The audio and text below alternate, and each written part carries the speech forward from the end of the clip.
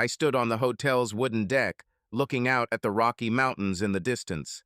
The evening sun was turning the peaks golden, and the air in Estes Park was cool and crystal clear. It was August, the eve of our 15th wedding anniversary, and the next day Lauren and I would renew our vows.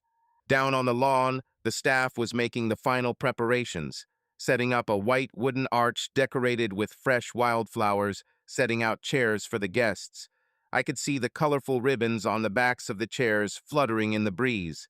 The air was filled with the faint scent of pine and flowers. Everything was almost ready for the celebration. Inside the hotel, our family and friends were gathering in the ballroom. Some had flown in from out of state specifically for the event. Our parents and siblings were all there. I could hear the low hum of conversation and laughter coming through the half-open doors of the ballroom. The rehearsal dinner for the upcoming vow renewal was being set up, and the chefs were rolling out trays of food.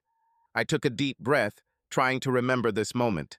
Everything seemed perfect. My loved ones by my side, the stunning nature around me, my beautiful wife Lauren getting ready to say, "I do" to me again. I felt a mixture of excitement and nostalgia. 15 years of marriage is a long journey. We've been through a lot, and the thought that tomorrow we would symbolically begin a new chapter touched me deeply. I heard footsteps and turned around. My father-in-law, Richard, a tall, gray-haired man in his 70s, with a smile on his tired face, had joined me. He handed me a glass of champagne. "Ethan, my boy," he said good-naturedly, "congratulations in advance. You know how proud Sharon and I are of you and Lauren.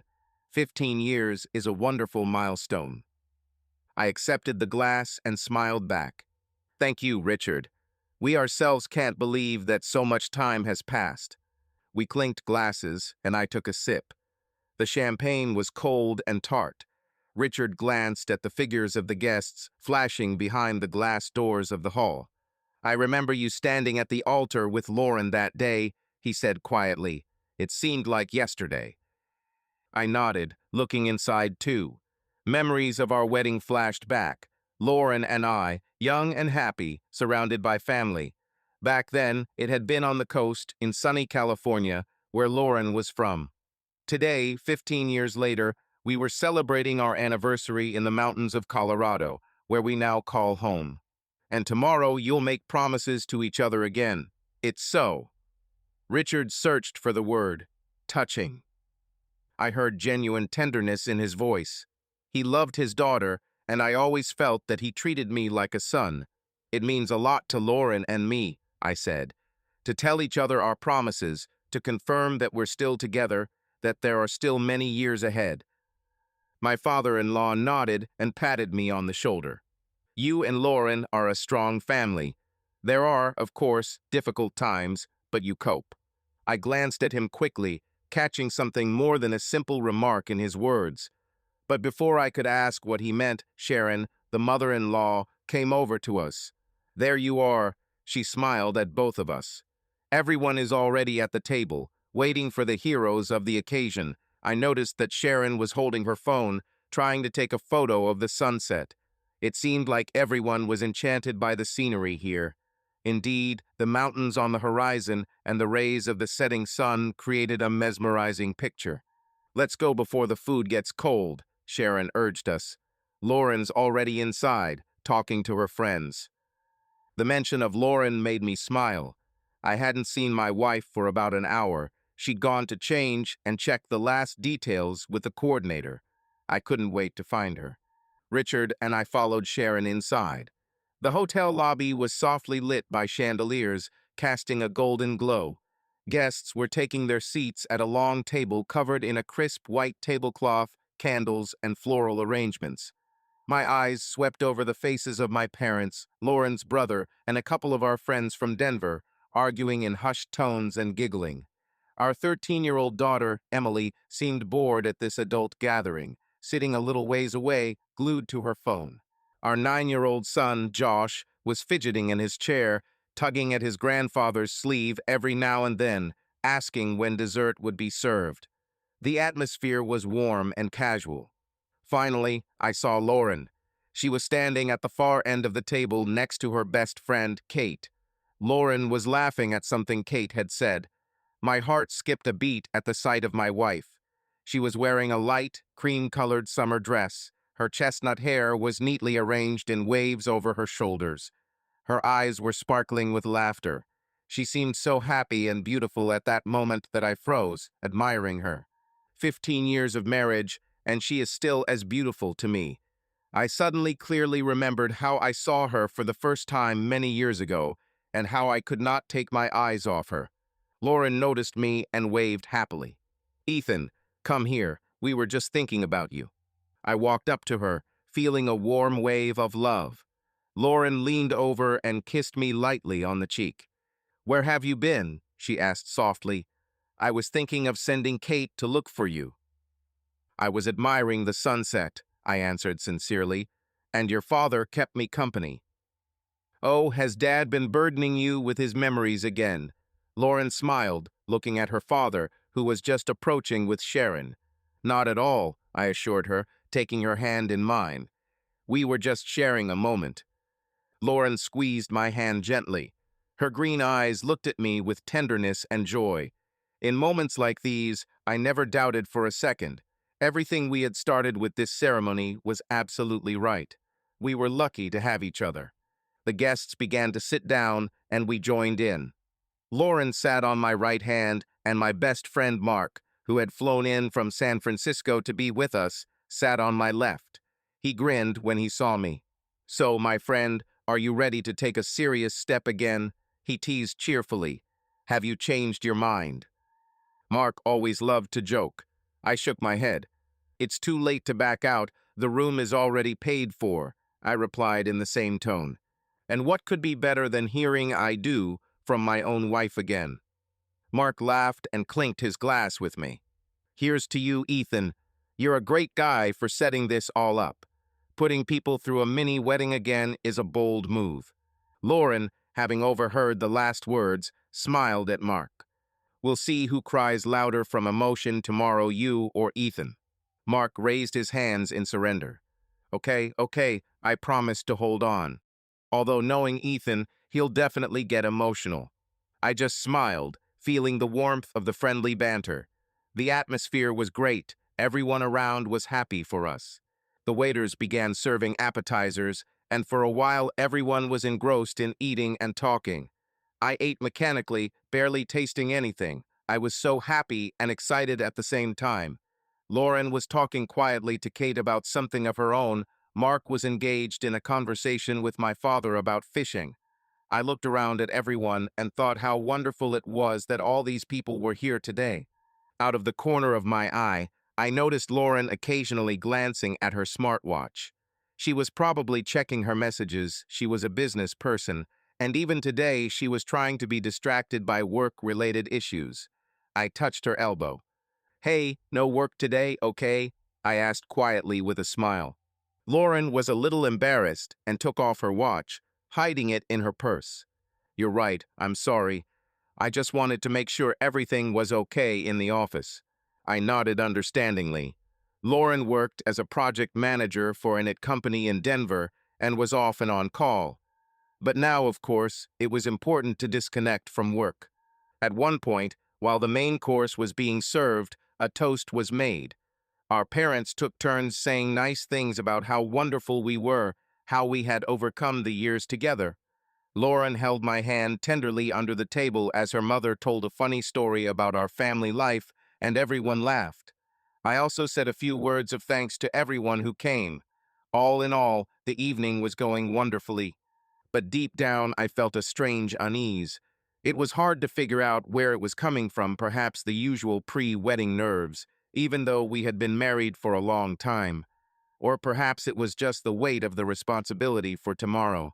Several times I caught myself mechanically fiddling with my fork or checking to see if my wedding ring was still in place. Relax, I told myself.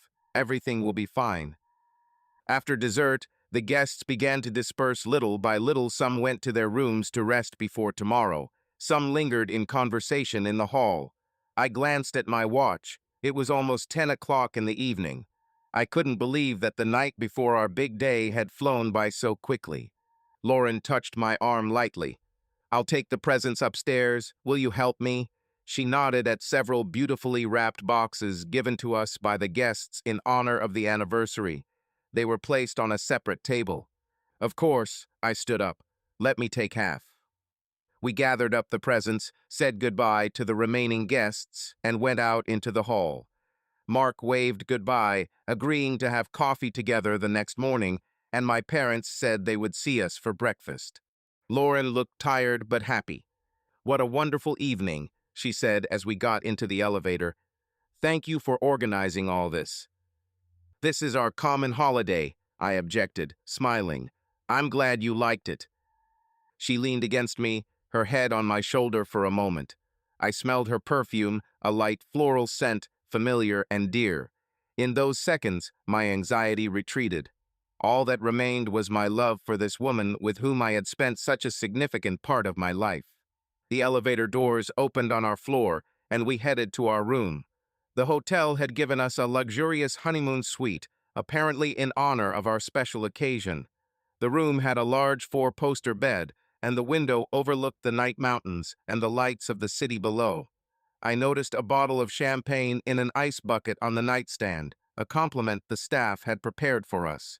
"Wow," I whistled. "This is something." Lauren laughed.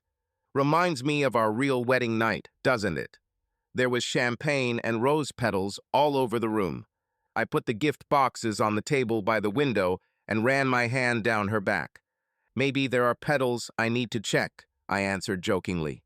Lauren shook her head, smiling, and took off her shoes, stretching her legs out in relief. "Phew, a whole day in heels. It's good that tomorrow the ceremony will be on the lawn. I'll be able to wear more relaxed shoes." "You will still be the most beautiful," I said, sitting down on the edge of the bed. She cast a warm glance at me. "Flatterer, but I am pleased." We spent a few minutes sorting through the gifts, untying the ribbons and reading the cards with wishes. It was so sweet many wrote touching words about love, about the time spent together. One gift from my parents made us laugh especially. They presented us with a huge album with our photos from different years, including ridiculous shots from the early years of marriage. We leafed through the album, laughing and remembering the stories associated with these shots. At some point, Lauren stood up. "I think I'll take a shower. It's been such a long day. I want to wash away the fatigue." "Of course, dear," I nodded. "I'll just put everything away neatly here." She took her pajamas and went into the bathroom. I heard the sound of water behind the door and, having collected all the gifts back into the boxes, carefully arranged them along the wall. Then I took off my jacket, feeling pleasantly tired. Tomorrow was an emotional day ahead, and it was worth getting a good night's sleep. I went to the window and looked at the stars twinkling in the distance for a while. They are always brighter in the mountains than in the city. I thought about how I would feel tomorrow, looking into Lauren's eyes and repeating my vows. I would probably get emotional, as Mark suggested. No matter, let it be. It is happiness to live with a person for 15 years and still love him. Left alone in a quiet room, I slowly turned the pages of the album my parents had given me. The glossy photographs brought to life episodes of my life together with Lauren. 15 years of us, an entire era, which fit between the covers of the photo album. Here we are in the very first picture, Lauren and I, looking young and happy. I immediately remembered the day a photographer friend of ours captured us against the snow-capped peaks of the Rocky Mountains. We were both 26 years old and had just announced our engagement. In the picture, I have my arm around Lauren's shoulders, a brand new ring with a small sapphire glittering on her finger. We are both laughing, the wind blowing through her chestnut hair. It was March 2010, and we were skiing in Breckenridge with a group of friends. It was there, at the top of a slope with an incredible view, that I plucked up the courage to propose. I turned the page. There was an older photograph pasted next to it, our wedding photo. Lauren and I were standing under an arch of white roses on a California beach. Behind us, the vast Pacific Ocean and sunset sky. Lauren was in a lace wedding dress, and I was in a light linen suit. We held hands and looked at each other, oblivious to the applauding guests. In that moment, it was just the two of us. I remember hearing only my own heartbeat and her trembling voice as she repeated the priest's vows of love and fidelity. The wedding was a blur, so many emotions, people, music. After the ceremony on the beach, there was a dinner right under the open sky, garlands of lights between the palm trees, laughter, dancing. Lauren's parents cried with happiness. My parents hugged us. Mark was my best man then and gave the best toast of the whole evening, making everyone laugh and be touched at the same time. Lauren and I were on cloud nine. It seemed to me that the whole world was open before us. We were young in love. The closest ones were nearby. There were also pictures from our honeymoon in the album. I touched a photo of my wife and me standing at the edge of the Grand Canyon. She was pressed against me, the sun was shining on our backs, and our shadows fell on the reddish earth of the canyon.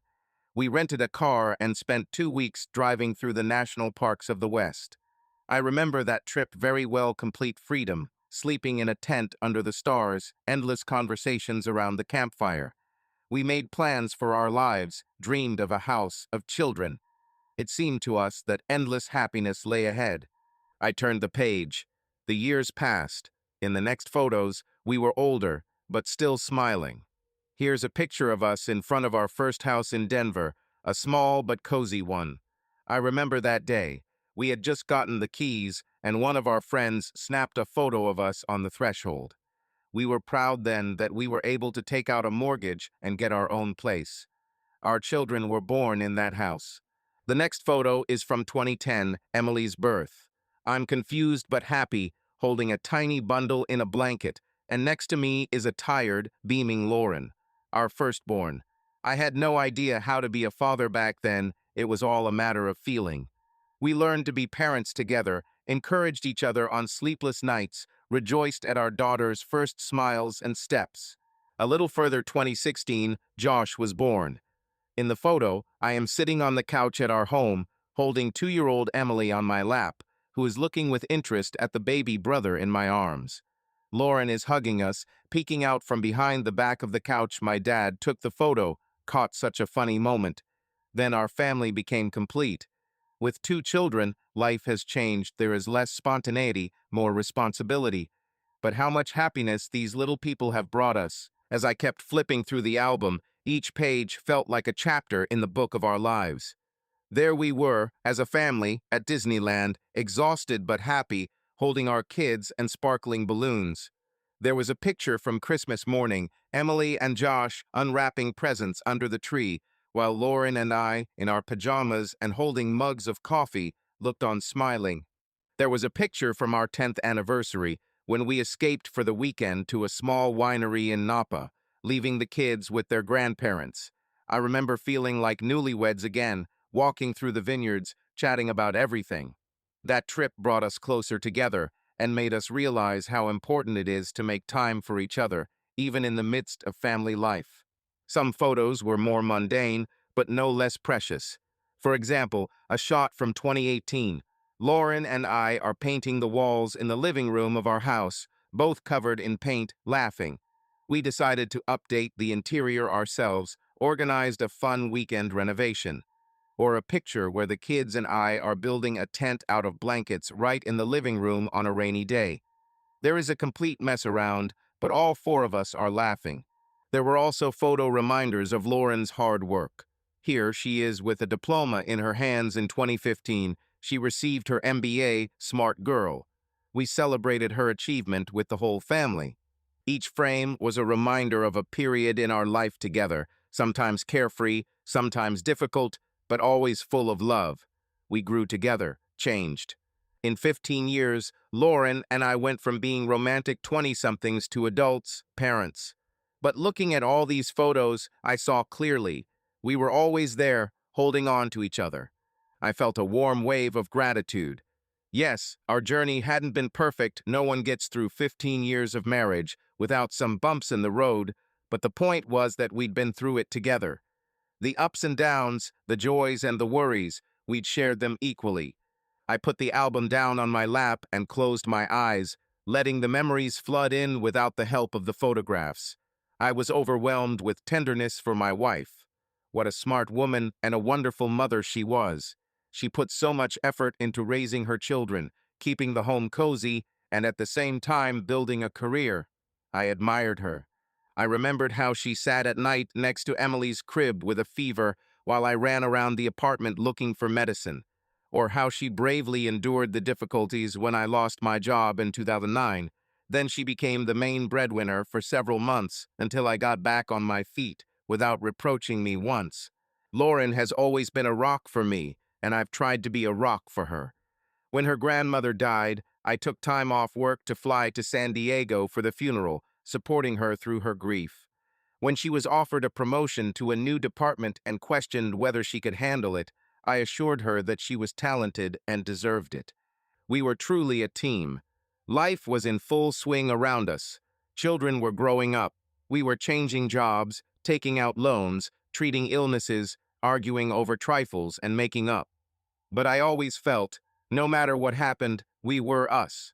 Looking out the window at the lights of Estes Park at night, I thought about all those years and couldn't help but smile. What luck to have met the right person in life and to have gone through such a journey with them.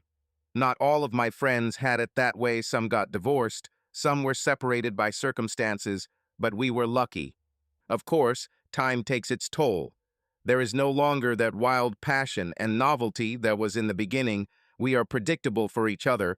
We have gained a lot over the years. But this also has its own beauty, deep mutual understanding, closeness, tested by time. I was sure that despite all the hardships that some pages of the album also reminded us of, Lauren and I approached this anniversary stronger than ever. And tomorrow's ceremony is not just a formality. We need it as a renewal of the vow of fidelity, love, and support for the future. A reminder that our union is strong.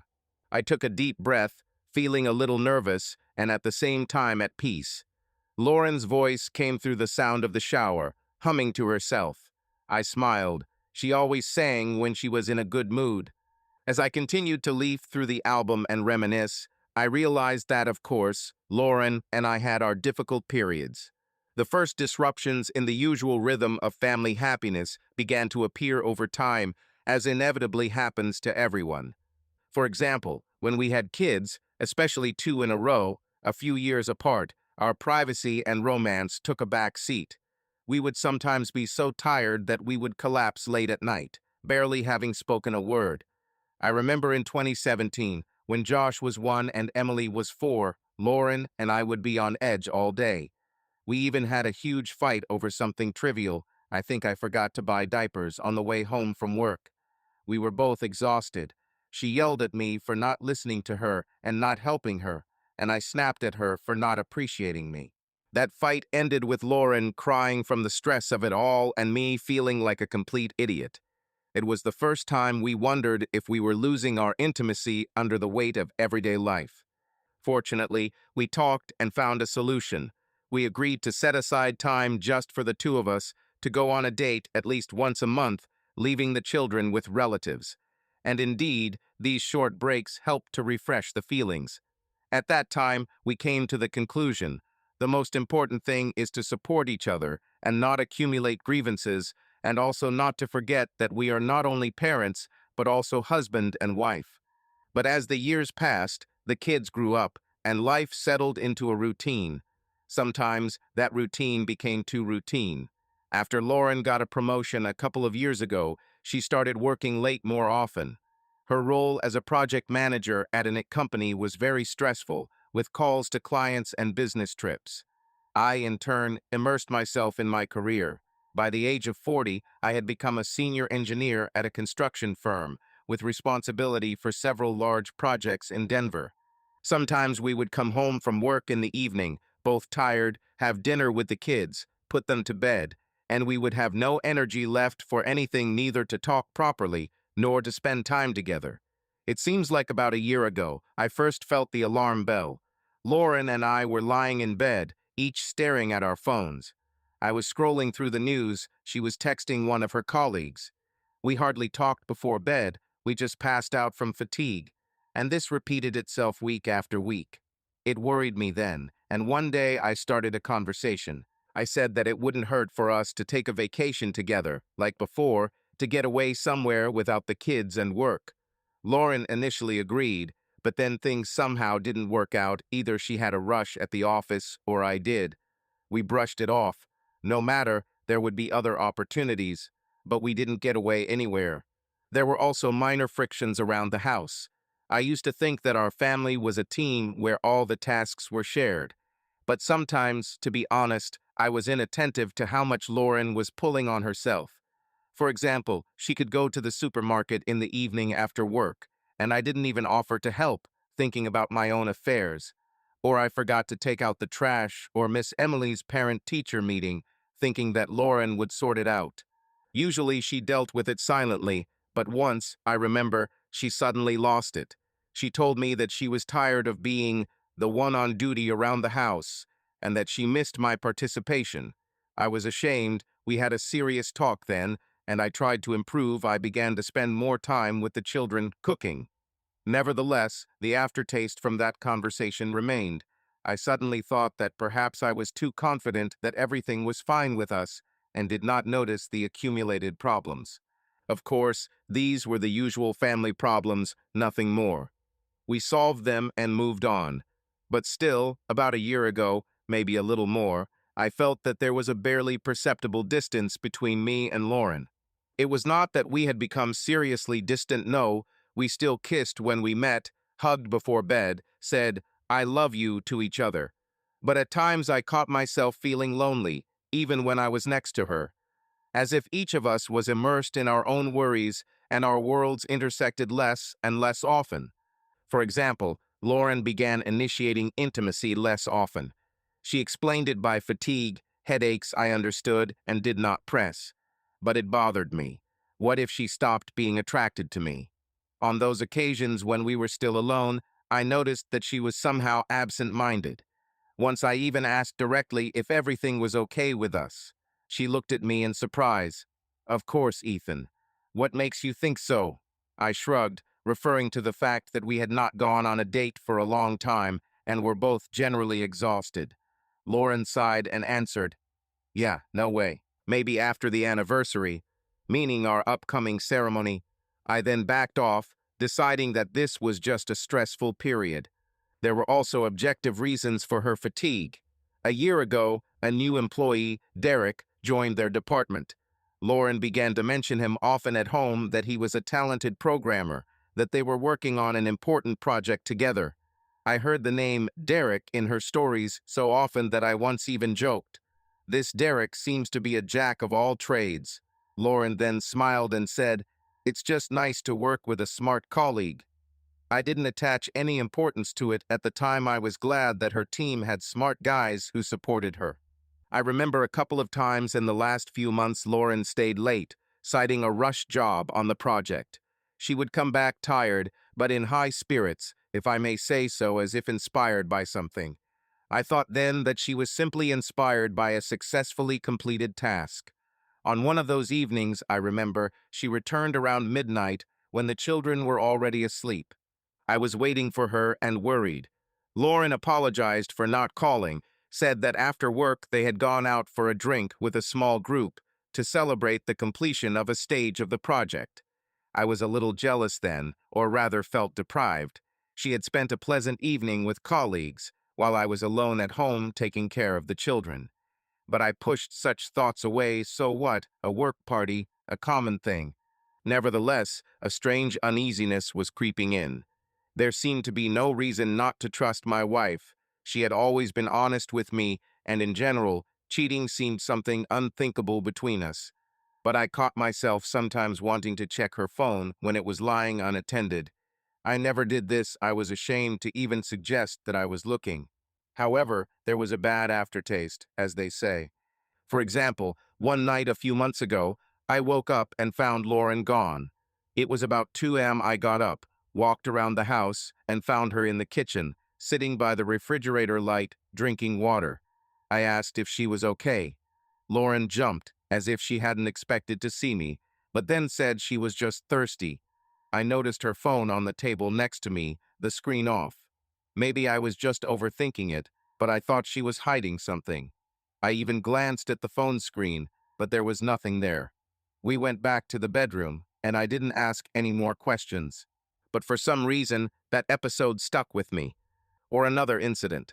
A couple of times, when I approached her to hug her from behind while she was texting, she quickly blocked the screen. She said that these were work matters, numbers, you are not interested. Of course, maybe I was overreacting, everyone has the right to privacy. But at the same time, anxiety was growing inside me. Are we becoming strangers? The critical moment was a conversation about 6 months ago. I told her straight out that I felt like we were drifting apart. Lauren flared up in response. She said that I was making up problems out of nothing, that we just had a lot of responsibilities like kids, a mortgage, work, don't I understand? She even got offended. You know how much I love you. If I'm thoughtful somewhere, it's not because of you. I tried to explain that I loved her too. I just missed the times when we were closer. But the conversation didn't go well. Lauren thought that I was accusing her of something, and she closed herself off. After that incident, I decided not to bring up the subject again. Indeed, perhaps I had exaggerated. Besides, we soon began preparing for the anniversary. The idea of renewing our vows captivated us both. All this fuss with planning the ceremony, guest lists, choosing outfits distracted us from anxious thoughts. Lauren seemed involved and joyful in anticipation of the holiday. I convinced myself that sometimes anything can happen. We were just entering a new stage, and a slight estrangement was temporary. After all, we love each other. We have been through so much together. And now, on the eve of our anniversary, I was sure everything will be fine. Tomorrow we will say new vows and begin the countdown of the next stage of life. We will try to pay more attention to each other. All the minor glitches will be left behind. A quiet sound distracted me from my thoughts. Lauren's smartwatch vibrated and lit up on the bedside table. She had left it there, taking it off before the shower. I turned my head automatically. An incoming message appeared on the small screen. For a few seconds, I didn't even understand what was happening, but then I read the text. Can't stop thinking about you. Hope you miss me too. Love. The sender, the name appeared at the top of the screen, was listed as Derek. I blinked, feeling my heart skip a beat. Derek, a love message? No. Maybe I misunderstood. Maybe it was some kind of joke or a simple mistake. But the text was crystal clear. I love you was not a work question or a friendly chat. My chest ached uncomfortably. I carefully picked up the watch, trying to get a better look. The screen had already gone dark. I touched it, and it lit up again, showing the latest notifications.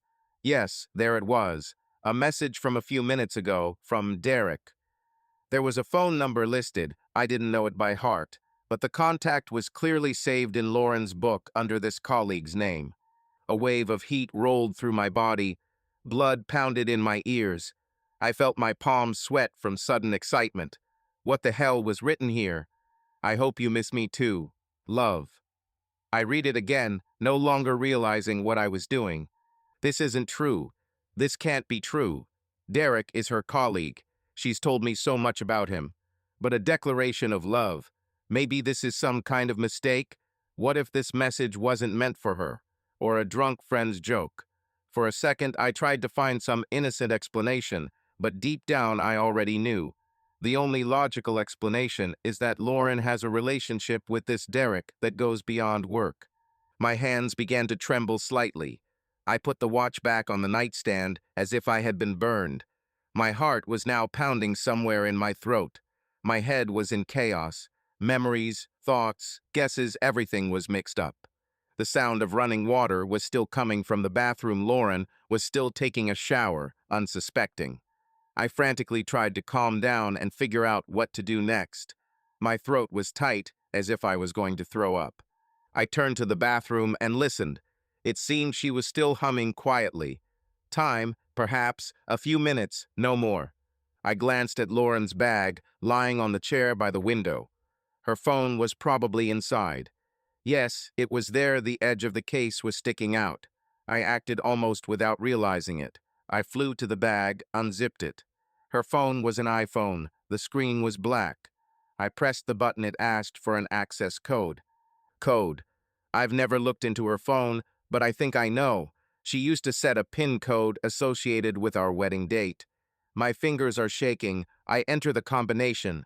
The screen blinked and unlocked. I was shocked by how easily I was now crossing a line that I had previously been afraid to even look at. But the shock and the mad curiosity were too much to stop.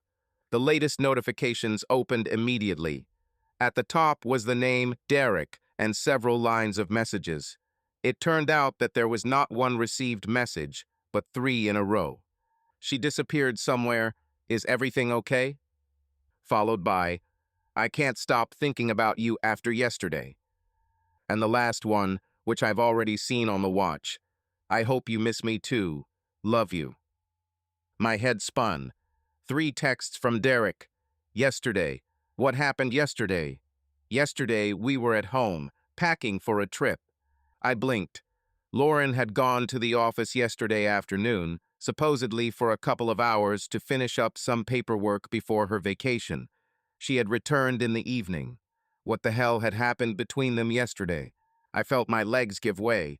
I sat down on the edge of the bed, staring at the phone screen. My fingers automatically clicked on the notification, opening the conversation. Lauren's entire conversation with Derek over the last few days floated before me. I quickly scrolled up, trying to take it all in at a glance. The text flashed before my eyes. Fragments of phrases seemed to hit me. Here were his messages. Tonight was an amazing evening. I want more, and Lauren's reply, yes, everything was great, but you know how difficult everything is. Her words, please don't text me tonight. We'll be with our family. And from him, okay, I'll wait for you tomorrow. LL, apparently for love or beloved. My heart started pounding even harder, if that was possible.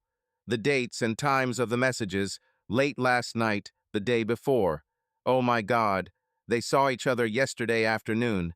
So while I was packing my bags and taking care of the kids, Lauren went to the office, and she. Everything went dark before my eyes. I jumped up and walked around the room in a complete stupor. The phone was still in my hand. I felt myself being thrown into heat and cold. Panicked, I glanced at the bathroom door. The water was still running. Damn, time. I went back to the phone, quickly taking a few screenshots of the correspondence, pressing the key combination with a trembling hand. The screenshots were saved in the photo. Why I did this, I don't know. Just an instinct to collect evidence, not trusting my own eyes. The sound of the water died down. Lauren had apparently finished her shower. Time was up. I rushed to my bag, carefully put the phone back, and zipped it up. Then I rushed to the bed and sat up, trying to look more or less normal. My mind was frantically trying to decide how to act. My heart was jumping out of my chest. I wanted to scream, cry, break something. Such a cocktail of feelings was boiling inside me. But at the same time I understood, now is not the time to make a scene. Our relatives are sleeping behind the wall. Tomorrow morning is the ceremony. And the children. Thank God, the children were not with us that night.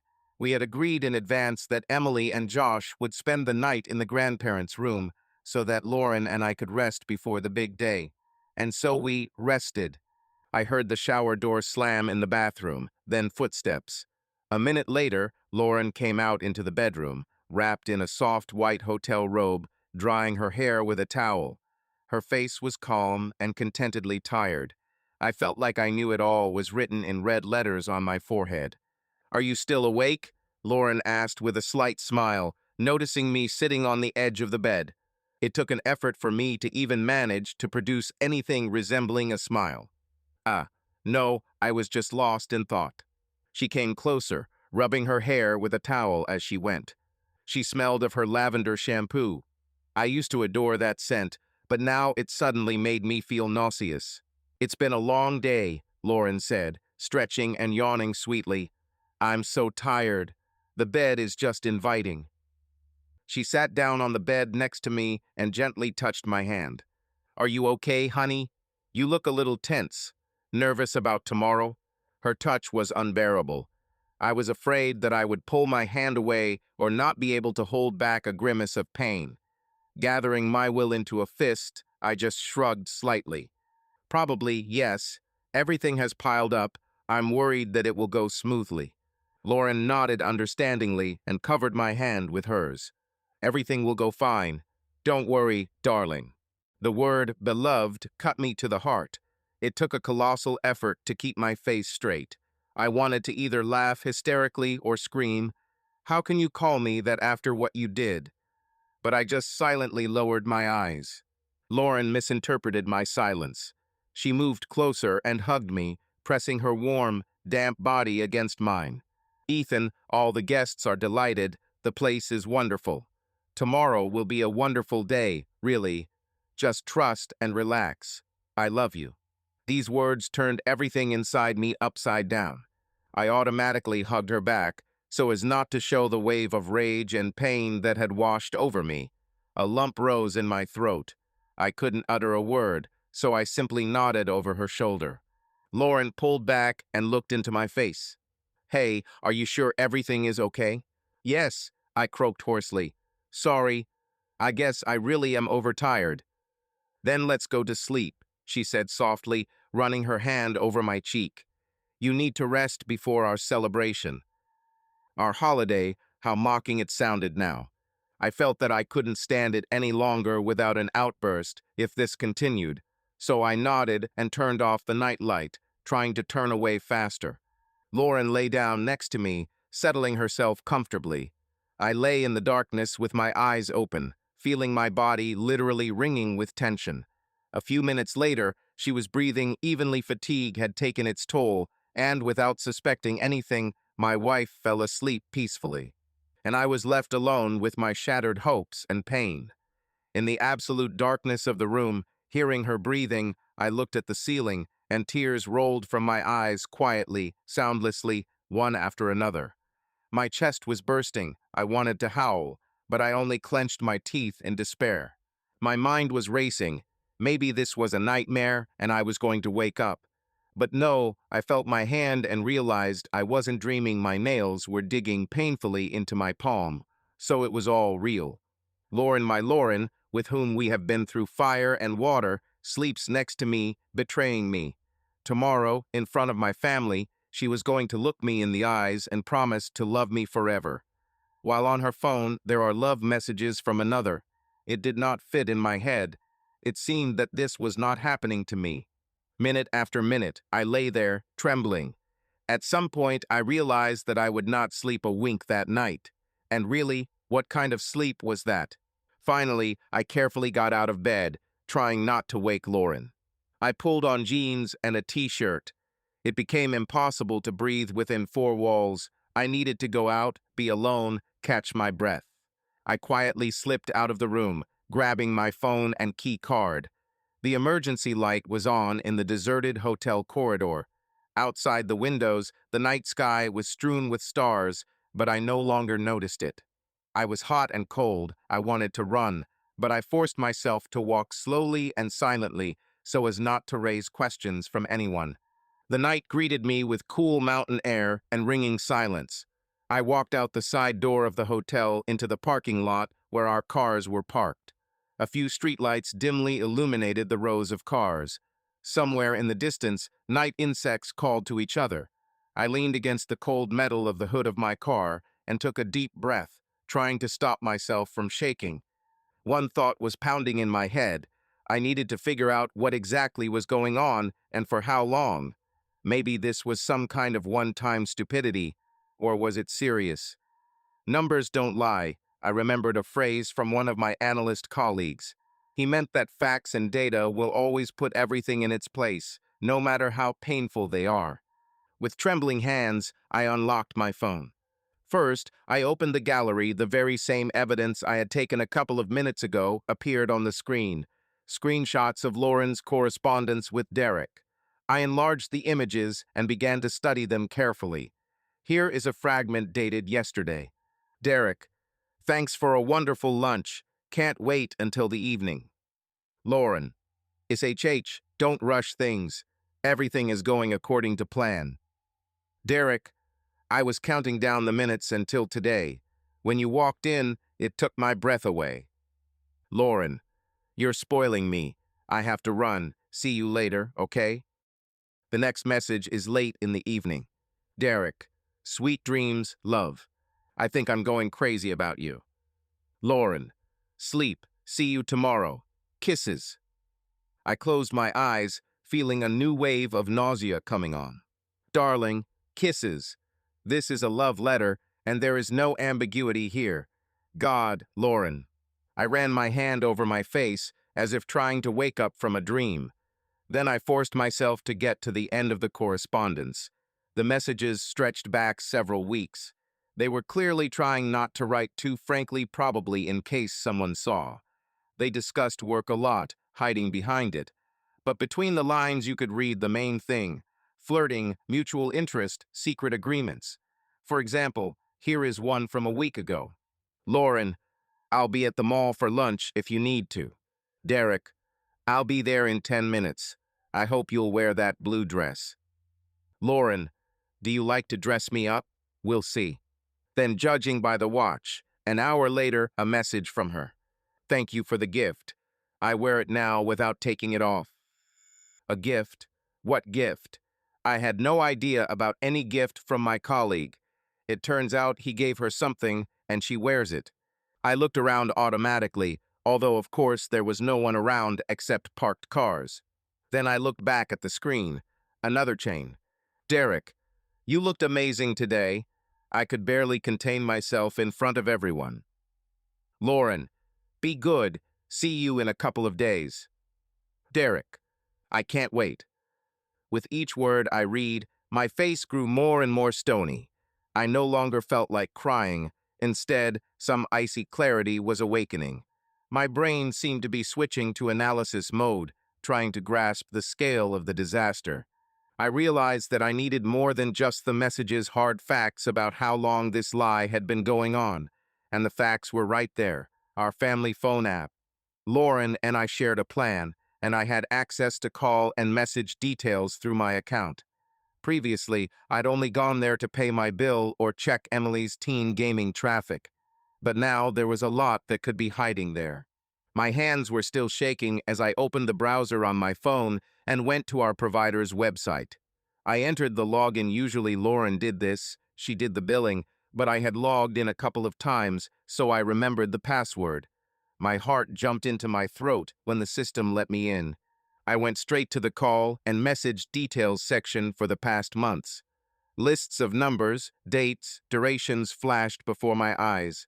I scrolled down until I found a familiar number, the one that had been identified as Derek. There it was, line after line. His number, next to dozens of incoming and outgoing calls. Dates almost every other day, sometimes every day. Times often late at night, when I thought Lauren was asleep, or early in the morning, when she was supposedly out for a run. Some of the calls lasted 30 to 40 minutes. I felt a pang in my heart, remembering how a couple of times I woke up in the night and my wife was sitting in the living room with the phone, apparently talking to him. Next is a list of messages. There were countless of them. Of course, the operator does not show the contents, only the fact of sending. But even the dry numbers and time are terrible evidence. Sometimes 50 messages a day. One day in particular stood out 3 weeks ago, when Lauren was on a business trip to Boulder. There were about 100 messages and several calls, including late at night for more than an hour. I remember that business trip. She went to a conference for 2 days, came back kind of quiet.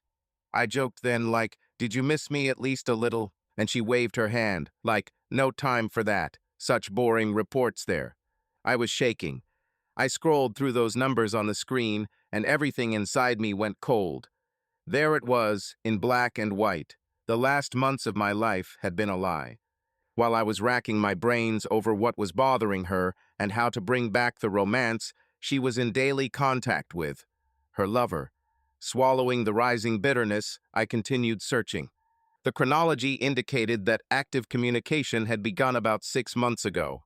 My heart sank. That meant that at the time when we were arguing about the distance, and I was sounding the alarm, this betrayal was already underway. That's why she was so defensive then, accusing me of looking for a problem out of thin air. The problem already existed, she just didn't want to admit it. I ran my hand over my face, feeling my cheeks burn despite the night's chill. The pain was gradually giving way to cold rage. I had been lied to for months, and like a fool, I hadn't seen the obvious. All those, I was late at work, I'm going to yoga, I'm on a business trip. Now they had become understandable episodes of a double life. I switched to my banking app, almost mechanically, since I was collecting evidence. I opened the latest transactions on the joint credit card. And here, too, everything fell into place. For example, here's a receipt from the Mountain View restaurant in Denver 2 weeks ago for an amount much larger than the cost of a meal for one. That day, Lauren said she had lunch with a client. Yes, it seems, with a very expensive client. Or here's a large invoice from an online flower shop a month ago. I hadn't received such expensive bouquets from her, and her birthday was out of season. Perhaps she was giving him something, or vice versa. He gave her something through her card. No, it's unlikely, more likely she was buying gifts for me and the kids. Although, why such an order? A thought occurred to me. The gift mentioned in the message may be jewelry. Lauren recently wore a new gold bracelet.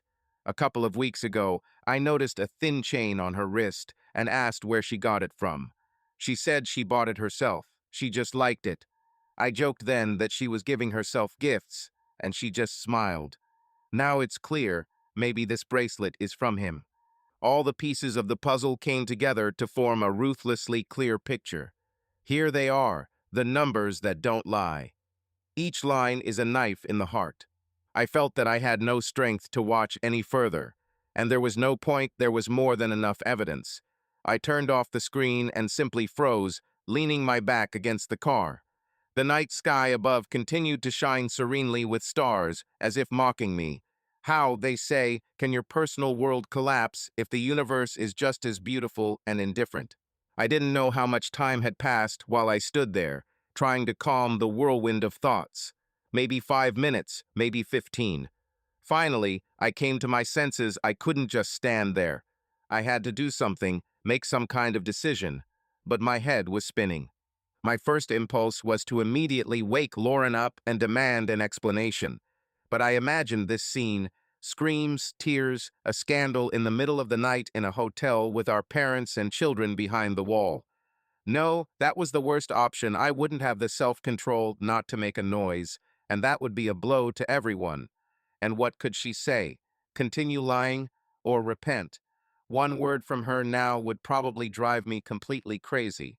The second impulse was to pack my things, quietly enter the room, take the kids, and drive the hell out of this Estes park. Leaving everything to hell, let him explain later. But that was impossible too. Where was I going at night with the kids? And how could I leave the guests? Besides, running away now would be a sign of weakness, and the anger inside me demanded that I fight back, but in cold blood and thoughtfully. I understood that I couldn't cope alone now. I was too wound up, hurt, angry. I needed someone I could trust, someone who would help me not to do something stupid. And at that moment, I already knew who I would call: Mark. My best friend knew me inside out, and at the same time he could reason soberly. If anyone could pull me out of this black nightmare for even a minute, it would be him. I straightened up and peeled myself away from the car. I dialed Mark's number in my contacts. Of course, it was the middle of the night, almost midnight. But who cares? There's no shame in waking a friend in trouble. I didn't think for a second that I would disturb him just to hear his voice as soon as possible. He pressed the call button, trying to stop his fingers from shaking, and pressed the phone to his ear, counting the endless beeps. "Ethan?" came Mark's sleepy, worried voice. "What happened?" He was clearly awakened by the call and immediately tensed up when he heard my number in the middle of the night. I was silent for a few seconds, gathering my courage, but as soon as I opened my mouth, a stifled sob escaped from my throat. "Damn." Mark swore quietly, apparently hearing my sobs. "Ethan, you're scaring me. What happened? Where are you?" I forced myself to speak, but my voice trembled treacherously. "Mark, sorry for waking you. I'm in so much shit, man." "Don't scare me," my friend responded immediately, now fully awake. "Where are you? In a hotel? What happened? An accident?" "No. Worse," I squeezed out.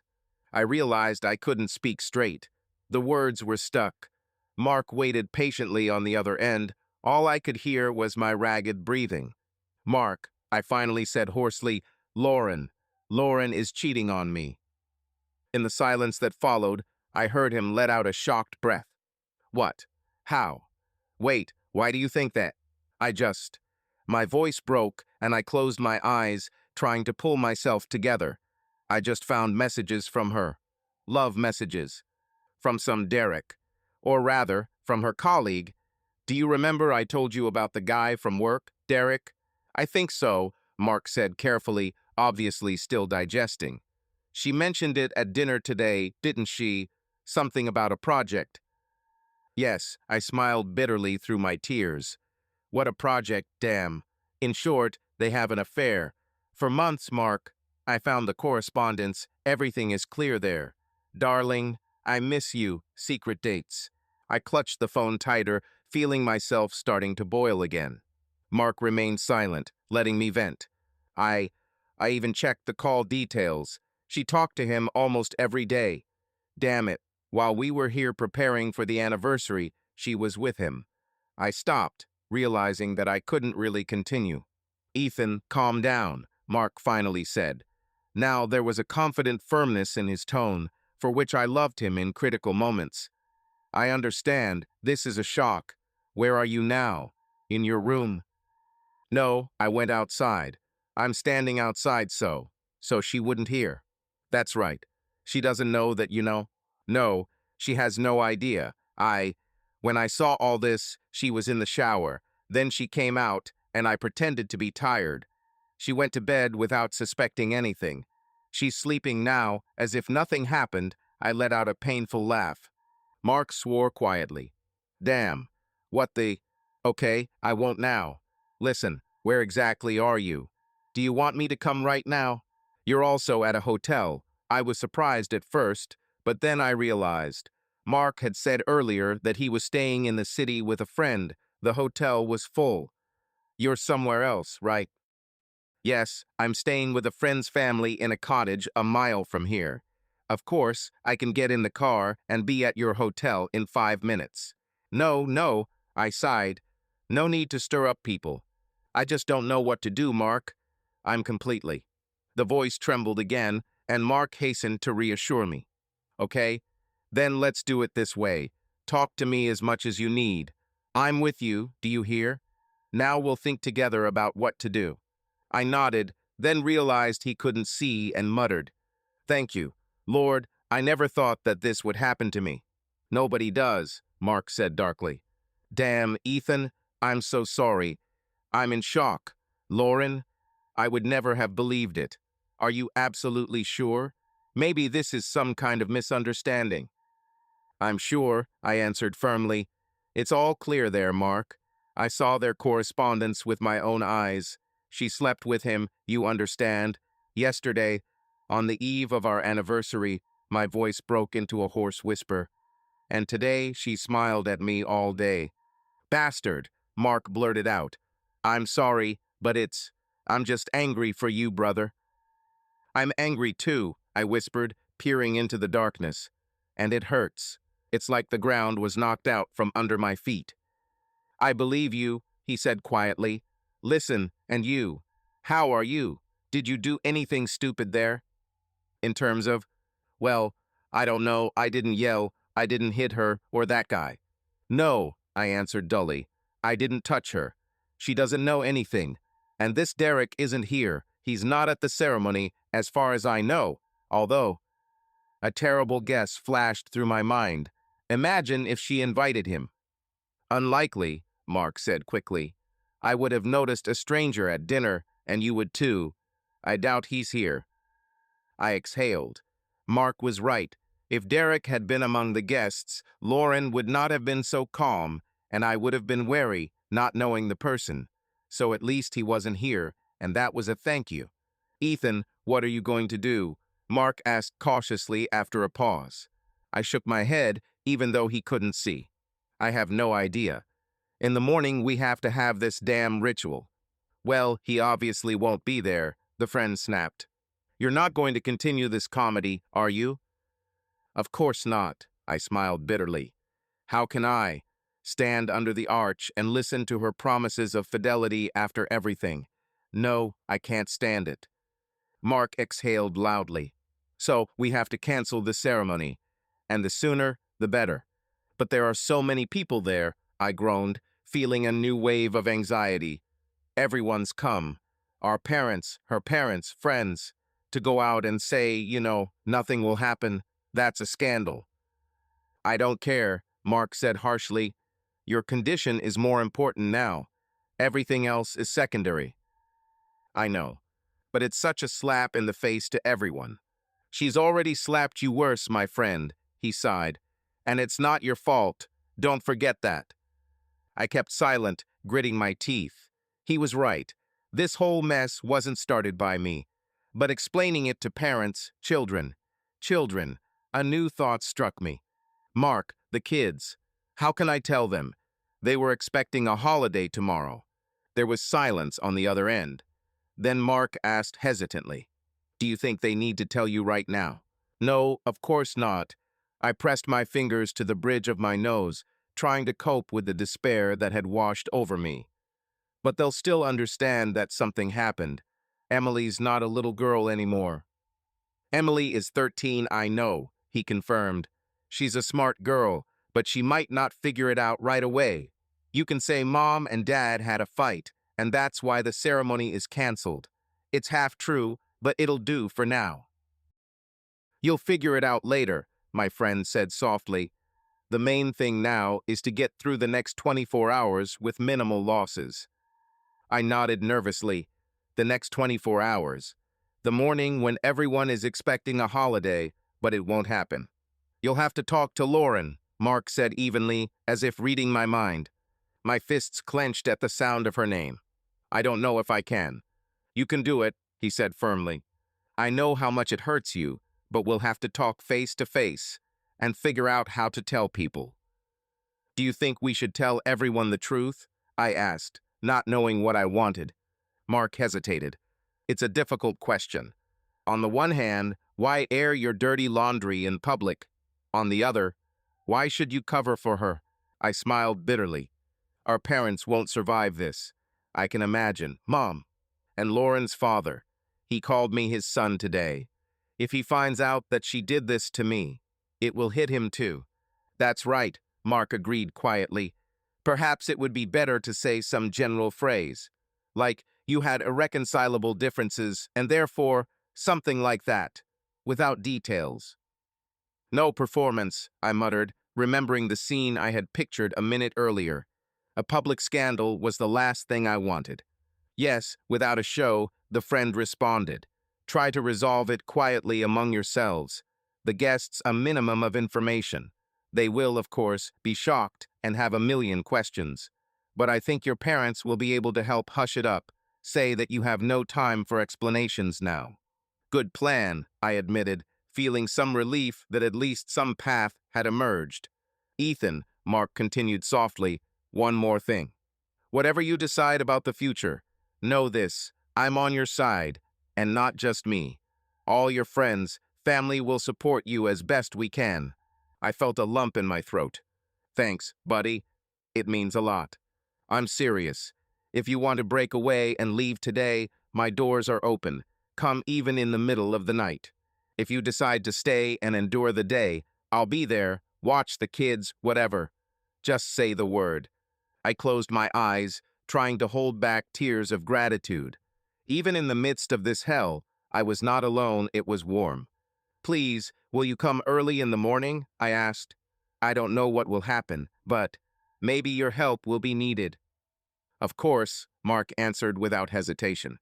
"I can come right now if you want." "No, I've already come to my senses a little. I think I'll just stay alone for now. There's not much time left until the morning." "Got it. Just promise, if anything happens, call me anytime, even at night, okay?" "I promise." A heavy sigh was heard on the other end of the line. "Take care of yourself, brother.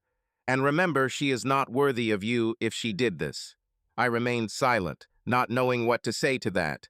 There was emptiness inside. We said goodbye, and I hung up. I stood there for a while, looking at my phone screen. It was almost 1 in the morning. There were still a few hours left until dawn, and this night felt like the longest of my life. I wandered around the hotel, trying to stop my legs from shaking. After talking to Mark, I felt relatively calm, but as soon as I closed my eyes, images of the previous evening appeared before me. The rehearsal dinner, just a few hours ago, I was sitting at that long table, surrounded by smiling loved ones, and I was, perhaps, the happiest person in the world. And now this idyllic picture seemed to mock me. I remembered how Lauren and I entered the hall to the applause of our family. She was beaming and laughing. I was so proud at that moment, a beautiful wife next to me, 15 years together. I remembered how Mark teased me, "Have you changed your mind about taking a serious step?" And I jokingly replied that it was too late to embarrass myself in front of the guests if I suddenly got nervous during the vows. And I did not suspect that a much more bitter disgrace lay ahead. I remember vividly the moment when Lauren's mother, Sharon, gave a toast. She said what an example we were for the young, how our love had withstood all trials. Everyone clapped and smiled. Lauren then squeezed my hand under the table and looked at me with her green eyes. So sincere, so loving it seemed to me then.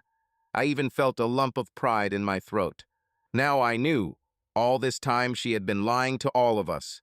Listening to the praises of fidelity and looking into my eyes, knowing that she had kissed another man earlier that afternoon. Hadn't something pricked her inside, or was she that good an actress? I remembered her getting a little distracted during the main course. Yes, I noticed that Lauren was checking her watch while we were eating steak. I joked, "No work emails today." She looked embarrassed and hid her watch in her purse. I assumed she was worried about some project.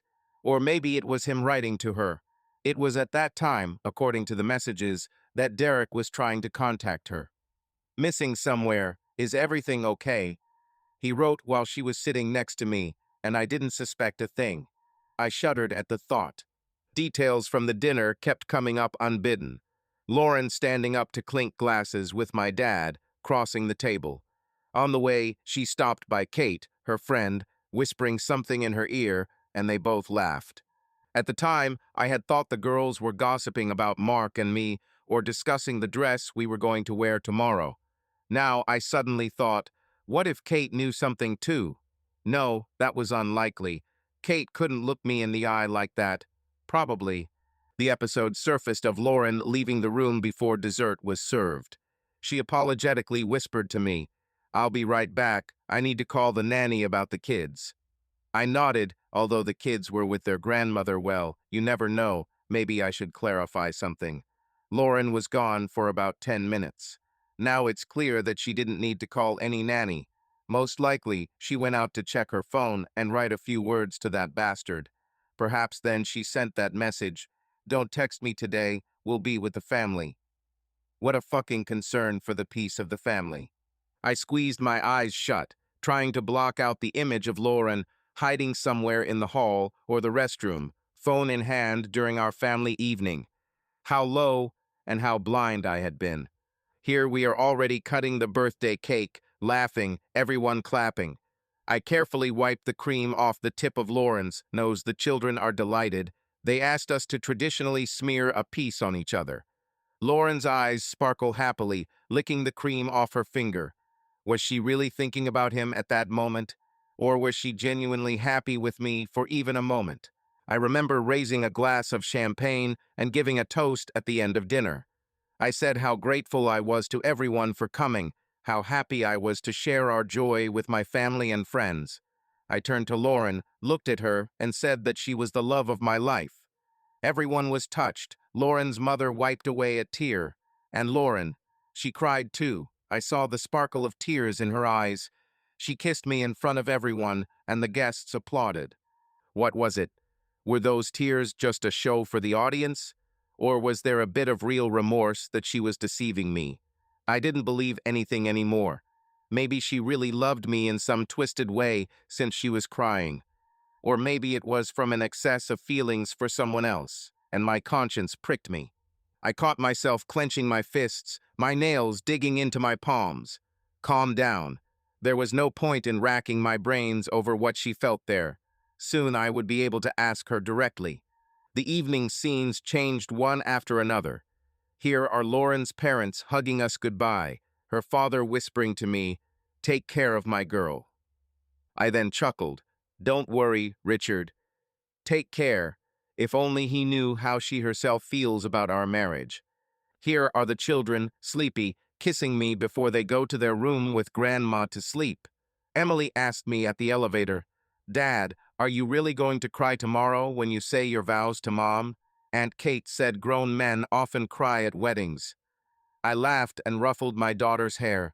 "I hope not. And if so, it's okay, it's from joy." And she smiled. "I'll probably cry a little from joy too." God, my beloved sunshine. She was so looking forward to this holiday. She wanted to put on a new dress, recite a poem for us. And now I'll have to disappoint her. Stop. I shouldn't think about this now, or I'll lose it. I took a few deep breaths, trying to push the image of the failed family celebration out of my head. Everything I had been happy about that morning became unbearably painful to remember. Better to focus on the actions ahead. I continued to slowly walk around the hotel grounds. The night wind cooled my hot face. Memories gradually left me, giving way to cold determination. Ahead was the morning, when I would have a difficult conversation with Lauren and a difficult decision about how to proceed with the ceremony. I already knew that I would not let this farce happen, but I needed to figure out how exactly to carry it out. Mark was right. No matter how painful it was, we had to do without a public performance. So, first, a private conversation with Lauren before anyone woke up. Then, a general announcement that the ceremony was canceled. And then we would sort out the details among ourselves, away from strangers. I sat down on a bench near the entrance, feeling the physical fatigue begin to overcome me after all this emotional storm. The sky in the east was beginning to lighten slightly. The night was coming to an end, the hardest night of my life. There were 6 or 7 hours left before the appointed time of the ceremony. But the decisive events would begin much earlier. As soon as the morning sun rose, the entire preparation machine would start spinning. Florists would arrive, waiters would set the table for breakfast, guests would start to gather. It was necessary to manage to grab everything before then. I stood up and headed into the building. Perhaps I should try to sleep for at least an hour. I would need strength and a clear head. And I couldn't look too rumpled, otherwise the questions would come pouring in ahead of time. I crept quietly into the room and found Lauren still sleeping peacefully. I lay down next to her, trying to stay on the very edge of the bed, with my back to her. I couldn't fall asleep, my eyes just closed, but my chest continued to burn. However, lying in peace helped a little. By the time dawn broke outside the windows, I had already firmly formulated a plan of action for myself. The morning of clarity was coming. Before I knew it, I was in a narrow, dark passage behind the hotel, where the service doors of the kitchen and storage rooms opened. It smelled cool and slightly of garbage from the containers standing along the wall. A small alley, lit only by a flickering lantern, hid me from prying eyes. Stopping, I suddenly felt like I couldn't get enough air again. My chest was squeezed by a new wave of rage and pain. Adrenaline and despair demanded an outlet. Looking around, I made sure there was no one around. Just me and the echoing whisper of the night. I clenched my fists until they cracked. Lauren's face appeared before my eyes, happy, beautiful, as I had seen it all evening. And suddenly distorted in my imagination by a lie. I shook. I slammed my fist into the brick wall of the building. Pain flared in my hand, echoing with heat. But I didn't care. I hit again, with a dull thud. There was a dark trace of blood or abrasion on the wall. I couldn't see it in the weak light. It seemed that, with this blow, I was trying to break through an invisible wall, separating me from the normal life that had been yesterday. "For what?" I whispered into the void. I leaned my forehead against the cold brick, clutching my wounded hand. "Why, Lauren? Why on earth?" My voice broke, and I hissed in pain, either in my hand or inside. I couldn't tell any more. I wanted to howl at the top of my lungs, to let out this unbearable mixture of resentment, grief, anger. but I only bit my lip until it bled, suppressing my sobs. For about 2 minutes I stood there, breathing heavily. Gradually the fit of rage subsided, leaving behind a chilling fatigue. I peeled myself away from the wall. The joints of my right hand were sore in the dim light. I saw the skin scraped off my knuckles, a little blood. Well, that was nothing compared to what was going on in my soul. With a shaking hand, I took a handkerchief from my pocket and somehow wrapped it around my fist to keep the blood from dripping. The anger subsided somewhat, and in its place came a painful feeling of emptiness. I squatted down by the wall in this alley, leaning my back against the cold brick, and covered my face with my hands. In the silence of the dark alley, a muffled groan escaped my lips. I wanted to wake up and realize that this was a terrible dream, or to travel back a day and prevent everything. But reality is merciless. I sat there sobbing until I felt like there were no more tears left. Just cold and a vacuum inside. The night was approaching dawn, the sky had brightened a little. It was time to return to the world, to the one where a new day and a difficult conversation awaited me. Brushing off my trousers and standing up, I slowly walked out of the alley.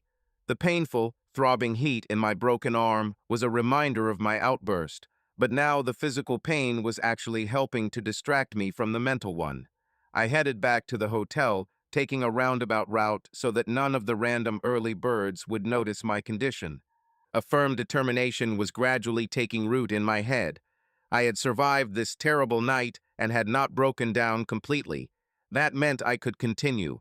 All that was left was to wait for the morning of clarity, where everything would finally be sorted out. I greeted the dawn, vigilantly awake.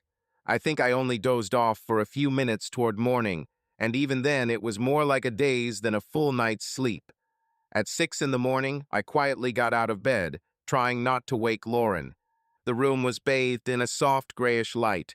The first rays of sunlight were breaking through the thick curtains. Outside, the world was waking up. The chirping of mountain birds could be heard. Somewhere in the distance, the engine of an early truck was rumbling. I walked into the bathroom and splashed cold water on my face. In the mirror, a pale, rumpled-looking man with eyes red from lack of sleep looked back at me. I barely recognized myself, as if I had aged 10 years overnight. The wrinkled pattern of the pillow was imprinted on my cheek, and dark stubble had sprouted on my chin. Well, that's not surprising. Raising my hand, I noticed that the entire bandage kerchief on my knuckles was soaked with dried blood. I would have to treat the wound while Lauren was not looking. No need for unnecessary questions. I found an antiseptic in the travel first aid kit and quietly began to wash the bruised skin. There was pain, but it was bearable. Having finished tidying myself up as much as possible, I went back into the room. Lauren was still sleeping, turned to the wall. In the semi-darkness, she seemed so peaceful, serene, a picture of a lie. I felt a prick in my chest and looked away. It was time to act. I saw no point in putting off the conversation. The sooner I got it all out in the open, the better. A message from Mark, sent 10 minutes ago, appeared on my phone. "I'm here, sitting in the lobby, drinking coffee. Keep me posted." True friend. I replied briefly, "Thank you. I'll start a conversation. I'll call you later." Putting the phone away, I approached the bed from Lauren's side. My heart suddenly started pounding from excitement before the inevitable scene. It's not that I doubted it, but the fear of hearing her confirmation, the details. God. But there was no escape now. I sat down on the edge of the mattress and called out quietly, "Lauren, wake up, we need to talk." She stirred and muttered something unintelligible. I touched her shoulder lightly. "Lauren, get up. Urgently." This time there was a note in my voice that she had apparently never heard before. Lauren sleepily opened her eyes and raised herself up on her elbow. "Ethan." "What happened?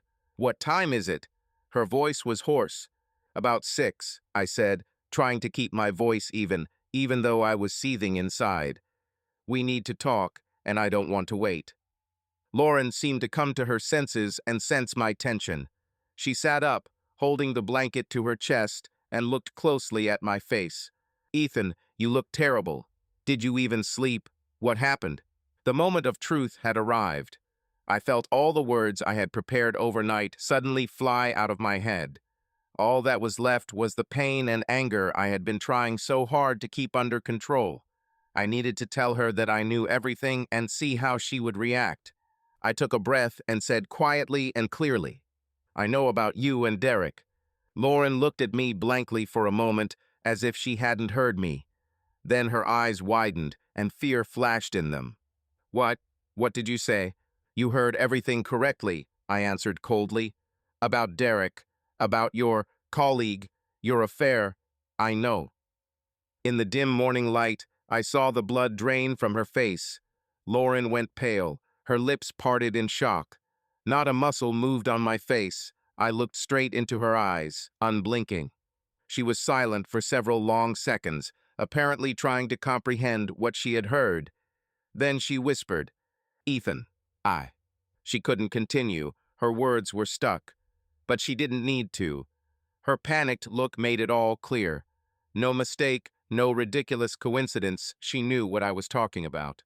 Surprisingly, this silent confession of hers gave me strength. It couldn't get any worse. I felt a strange calm. The storm had boiled over during the night, and now all that remained was a cold determination. "Tell me," I said quietly but firmly. "Everything. Right now." Lauren squeezed her eyes shut, swallowing hard. Her hands shook, clutching the edge of the blanket. She opened her mouth, trying to speak, but instead of words, a sob escaped. She covered her face with her hands. "Oh, God, Ethan," she breathed between her fingers. "I'm so sorry." These words had the effect on me of a match on gunpowder. "What a pity." I flared up, getting out of bed. "Now you're sorry." Lauren dropped her hands and jumped up too, clutching the blanket to her chest. Her eyes instantly filled with tears. "Please, let me explain." "Explain?" I repeated with a bitter smile. "Excellent. Go ahead, explain. I have all your attention, as they say. It will be very interesting to hear what words you have to say." She was frantically searching for breath. Tears were already running down her cheeks. I didn't want it to turn out this way. This is all some kind of mistake." A mistake. A wave of anger rose in my chest, but strangely enough, I still controlled myself, even though my voice broke into a scream. "You call a months-long affair behind my back a mistake?" Lauren shook her head, trying to grab my hands. "Quiet, I beg you. Don't shout so much. The parents are there." Her attempt to calm me down for fear of my parents' hearing only added fuel to the fire. I pulled my hands back. "Are you afraid that they will hear? You should have thought about it earlier, Lauren. When you went to bed with another man, that's when you should have thought about your parents." Lauren clapped her hand over her mouth, stifling a sob. I saw her literally shudder at my words. Part of me wanted to hit her even harder with words, but I forced myself to hold back. I can't lose my head completely. I took a few steps away to calm myself. Then, lowering my voice, I said through gritted teeth, "Tell me one thing. Has this been going on for a long time?" Lauren sniffled, wiping her tears with the edge of the blanket. "A few months." I closed my eyes, even though I already knew the answer, but hearing the confirmation from her lips was terrible. It was as if a knife had been slashed through my chest again. "Do you love him?" I asked the next question, surprised by the calmness of his tone. Lauren looked up at me, her eyes full of horror. "No, no, that's not it." "What?" I asked wearily. "Just sex? Fun?" She blinked rapidly, her voice filled with despair. "I don't know myself." It was. "Were you missing something?" I persisted, feeling the pain break through the cold mask. "Or was I not paying enough attention?" "What, Lauren? Why?" She shook her head, sobbing bitterly. "It's not about you. I'm sorry. I got lost." I chuckled. "Lost. Found someone to be found with. Well done." Lauren let out a strangled sob that became even louder. We stood there facing each other for a few seconds, her sobbing and broken, me clenching my fists and trying not to tear the room apart with rage. Finally, I spoke again, hoarsely and tiredly. "Lauren, I don't care about the details right now, honestly. I don't want to know the details. The fact is enough.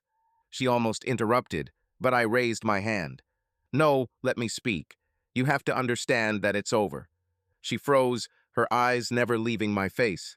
I will not have a ceremony today, I continued clearly. I will not say any vows. This is off. Lauren grabbed her head as if in great pain and sat down on the bed.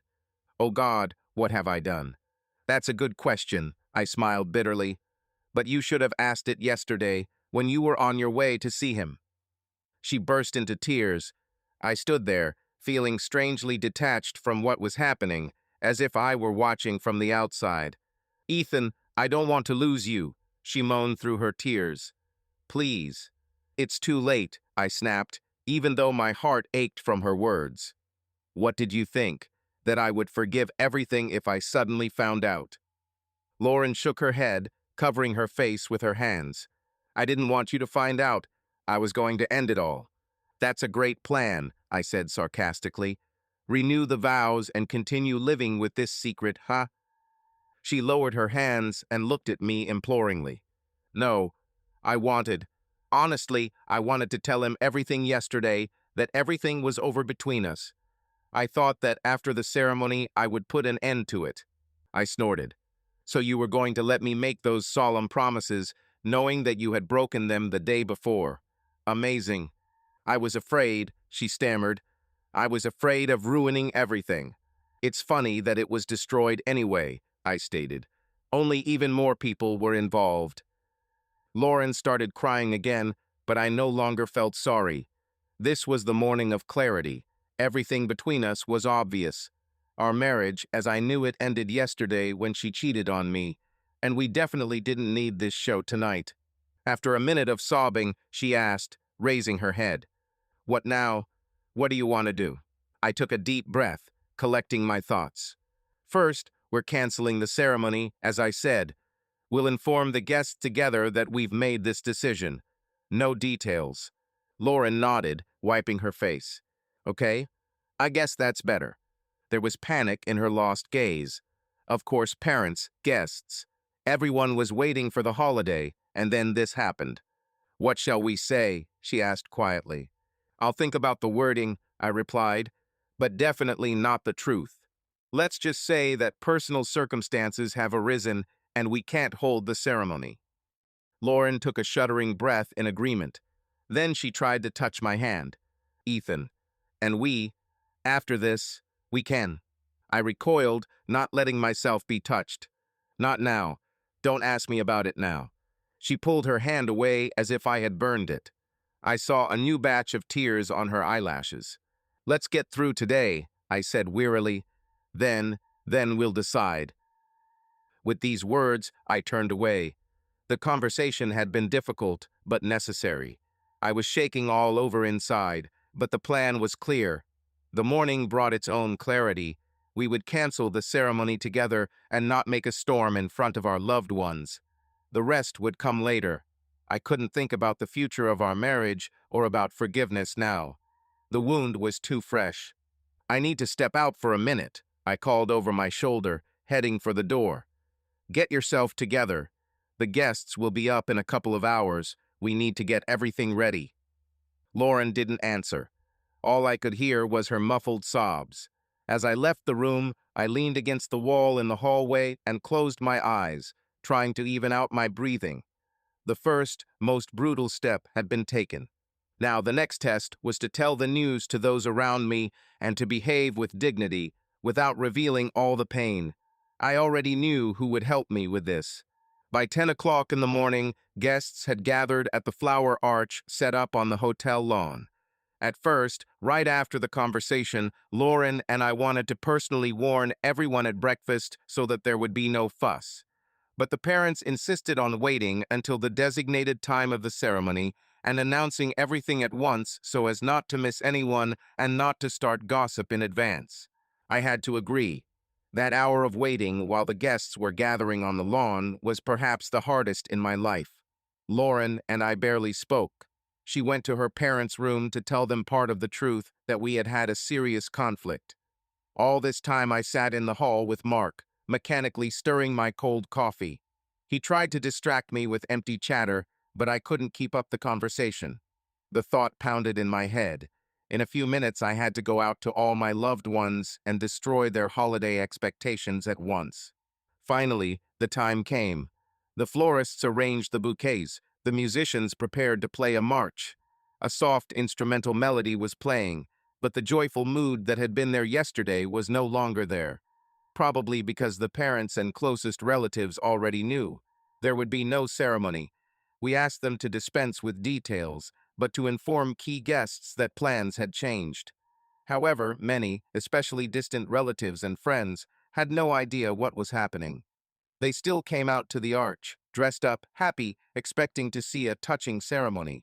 I peered around the porch column, scanning the rows of guests. My heart was beating wildly. Lauren stood nearby, pale as a sheet. Next to her, my mother was clutching her hand. My father, a little further away, was frowning sternly. My mother was furtively wiping her eyes with a handkerchief. Mark put his hand on my shoulder. "Ready?" I nodded once, although I wasn't at all sure I was ready. But there was no choice. Gathering my courage, I took a step forward along the makeshift carpet that led to the arch. I looked around for the children.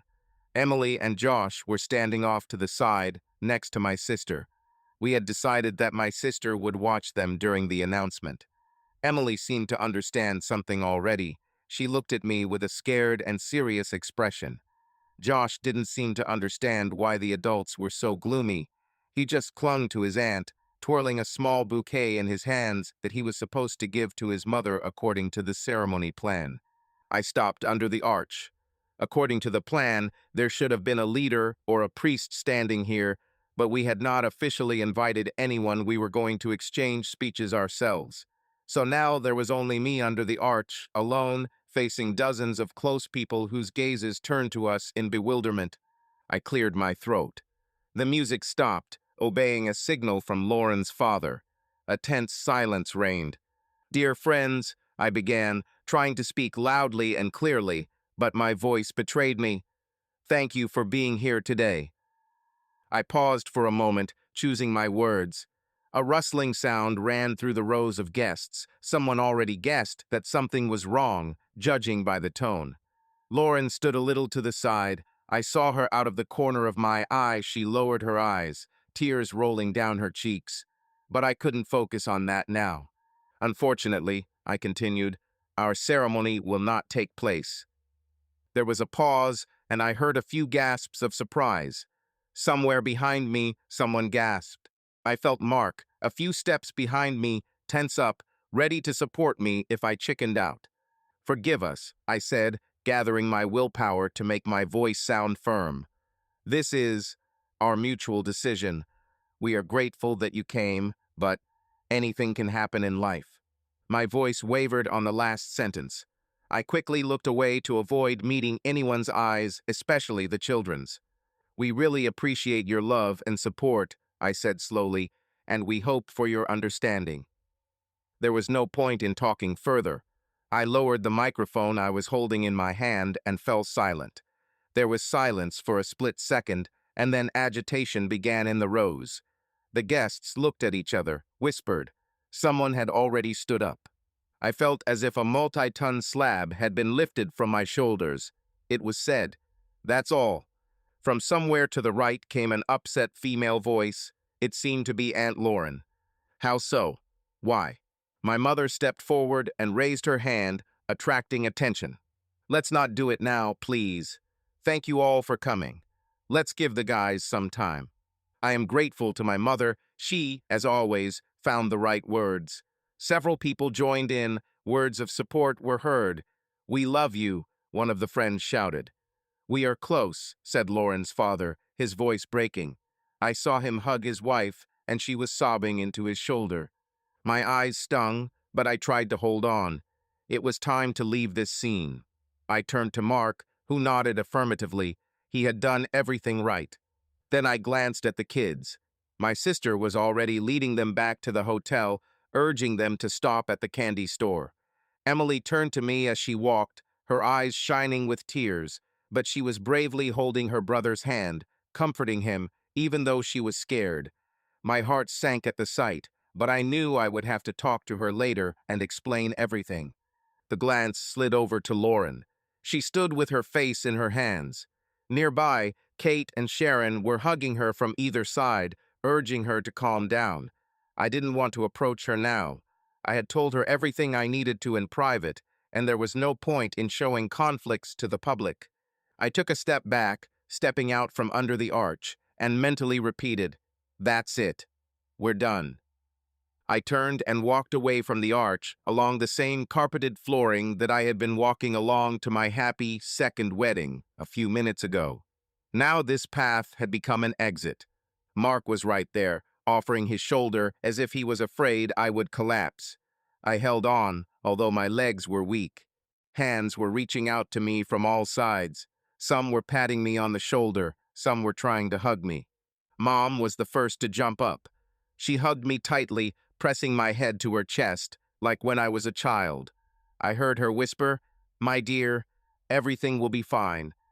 I nodded automatically, feeling her hot tears on my cheek. My father stood next to me. He was not a man of many words. He simply put his hand on my back. I heard his hoarse voice, "Hang in there, son." I hugged him briefly, conveying my gratitude without words. Richard, my father-in-law, stepped toward us. His face seemed to have grown haggard in those minutes. His eyes were red. He didn't know where to turn to me or to his daughter. In the end, he extended his hand, and I shook it. His gaze showed pain and confusion. "Ethan, I'm sorry." For a moment, I had the feeling that he was asking for forgiveness for his daughter. I just shook my head and quietly replied, "Don't blame yourself, Richard." His lips trembled. He nodded and walked away, unable to find more words. Sharon, the mother-in-law, holding hands with her husband, just looked at me sadly, saying nothing. She was probably too shocked to speak. More sobbing could be heard from Lauren. She was surrounded by friends and relatives. Someone was fussing with a handkerchief. Someone was stroking her back. She suddenly broke away from their circle and walked towards me, holding out her hand. "Ethan, please." Her voice was shaking. Her eyes were red and swollen. It was painful to look at her, but I knew that if I stopped now, I simply wouldn't be able to stand another scene in front of everyone.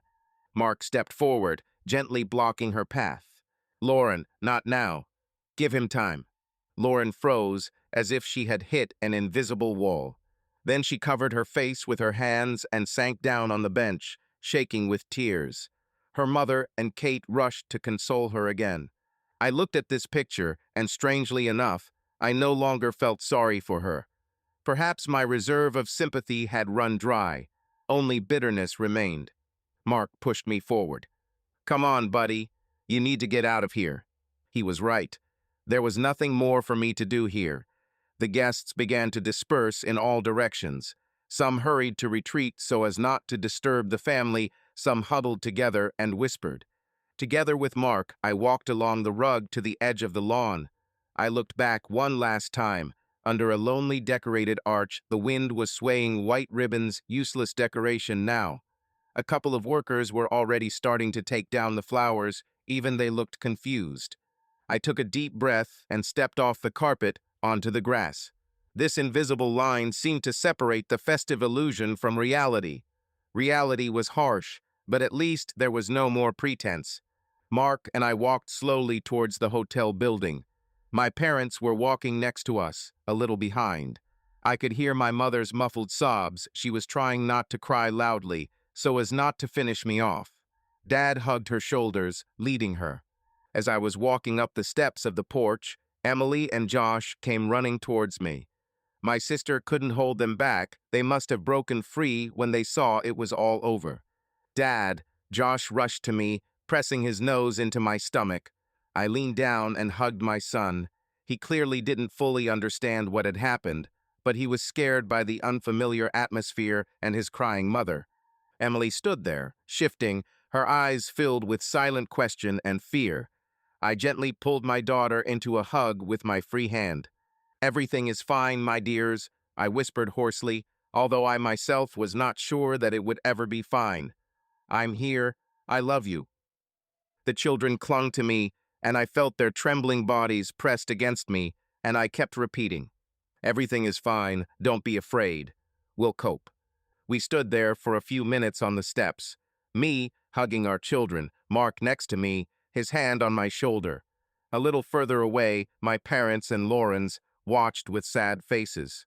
The hotel staff bustled around quietly, trying not to disturb us as they took down the scenery. Finally, I straightened up, still holding Josh's hand and wrapping my other arm around Emily's shoulders. "Let's go inside," I said quietly to the children. "We need to rest." They nodded obediently. I still had a difficult conversation with them ahead of me, but a little later, when we were alone. For now, I needed to calm everyone down and go to our rooms. Our whole family disappeared into the hotel doors. Behind us was a lawn with an arch, a carpet path, and a ruined celebration. By evening, the passions had died down a little. The guests had gone home or to nearby cities to visit friends. Fortunately, most of them were locals or from Denver, so there were no big problems. Only the closest ones remained, and even they kept separate, trying not to disturb us. Lauren and I spent most of the day apart. After the ceremony was canceled, I took the kids for a long walk by a nearby lake. I needed to be alone with my son and daughter to try to explain something they could understand. I told them that Mom and Dad loved them very much, but they were going through a difficult time and needed time. Emily listened in silence, looking into the distance thoughtfully. It hurt me to see how quickly my girl had grown up in those hours. Josh asked a lot of questions. Would there be another ceremony later? Had we had a fight? I answered evasively, trying to calm him down. When I got back, I took the kids to their grandparents, my parents, who had volunteered to watch them for the evening. Lauren's parents had retired to their room. I think they were finally getting the truth out of her too, or at least part of the truth. We had agreed to sit down with both families tomorrow and talk it over, but today we decided to endure it in silence. I was planning to go and spend the night separately. Mark had urgently booked a cottage for us at a nearby tourist center so that I wouldn't have to stay under the same roof with Lauren. I felt like if I spent the night next to her, even in a separate bed, I would go crazy. However, before leaving, I understood. We need to talk to her again in person, without witnesses. Too much remained unsaid, despite the morning outburst of emotions. So, as the sun began to set, I knocked on the door of our room, the one that was supposed to be the honeymoon suite, but turned out to be a torture chamber. Lauren opened it almost immediately. She must have been waiting. She changed into a simple t-shirt and jeans, her hair pulled back into a ponytail. She looked exhausted, puffy eyes, pale, trembling lips. I probably didn't look any better. We looked at each other in silence for a few seconds. Then I asked, "Can we talk?" Lauren nodded and stepped back, inviting me in. I stepped into the room and closed the door behind me. It was dark inside. The curtains were drawn. The light from the floor lamp in the corner was dim. Our unopened presents were still on the table, a reminder of the canceled party. My heart sank at the thought of having to take them back. I walked over and sat in the chair by the window. Lauren sat down on the edge of the bed opposite me. We were silent for a while. This was the debriefing I had both feared and desired. No extra witnesses, no drama, just the two of us, finally facing the truth. "What about the parents?" I asked to start the conversation. Lauren looked down. I told them everything. I was surprised by this confession. I raised my eyebrows. Almost, she smiled bitterly. They needed the key. They, well, understand everything themselves. They are disappointed in me. She began to cry, but quickly wiped away her tears. Mom couldn't believe it, she screamed. Dad sat silently, then said that I had inflicted a terrible wound on you. Her voice broke.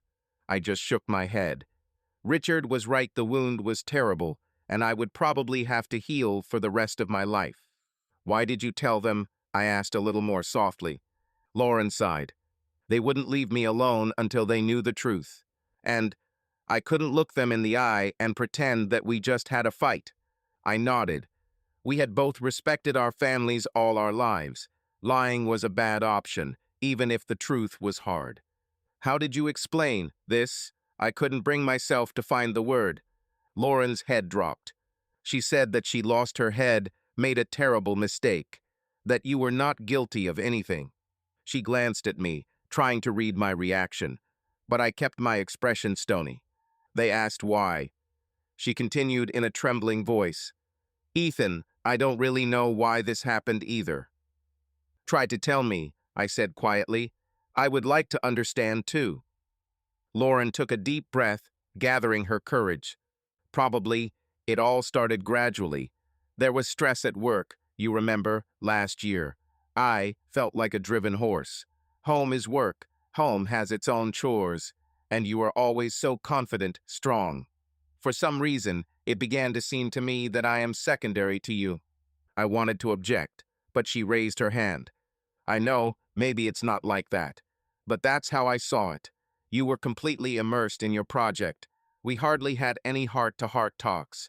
And then Derek showed up new, energetic. He paid a lot of attention to me at work, admired me as a specialist. At first, I didn't pay attention. But one evening after a meeting, we had a drink with colleagues. We got to talking. It turned out that his family wasn't going smoothly either. He was divorced. In general, we felt mutual understanding.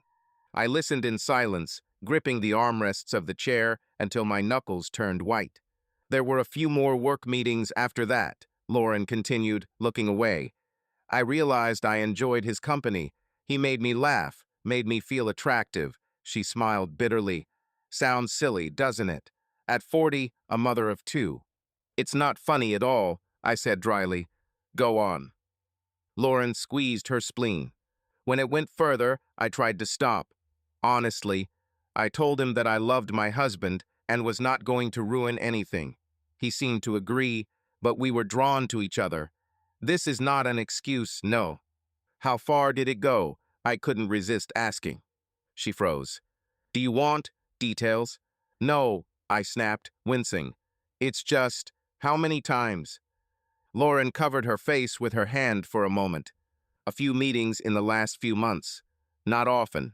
I closed my eyes, experiencing a flash of jealousy and pain. In my mind's eye, I briefly imagined them together. The image almost made me sick. I pushed the image away. Go on, I forced out. I regretted it almost immediately, she moaned. After the first time, I wanted to give up everything, but I couldn't confess to you. I was afraid that I would lose my family.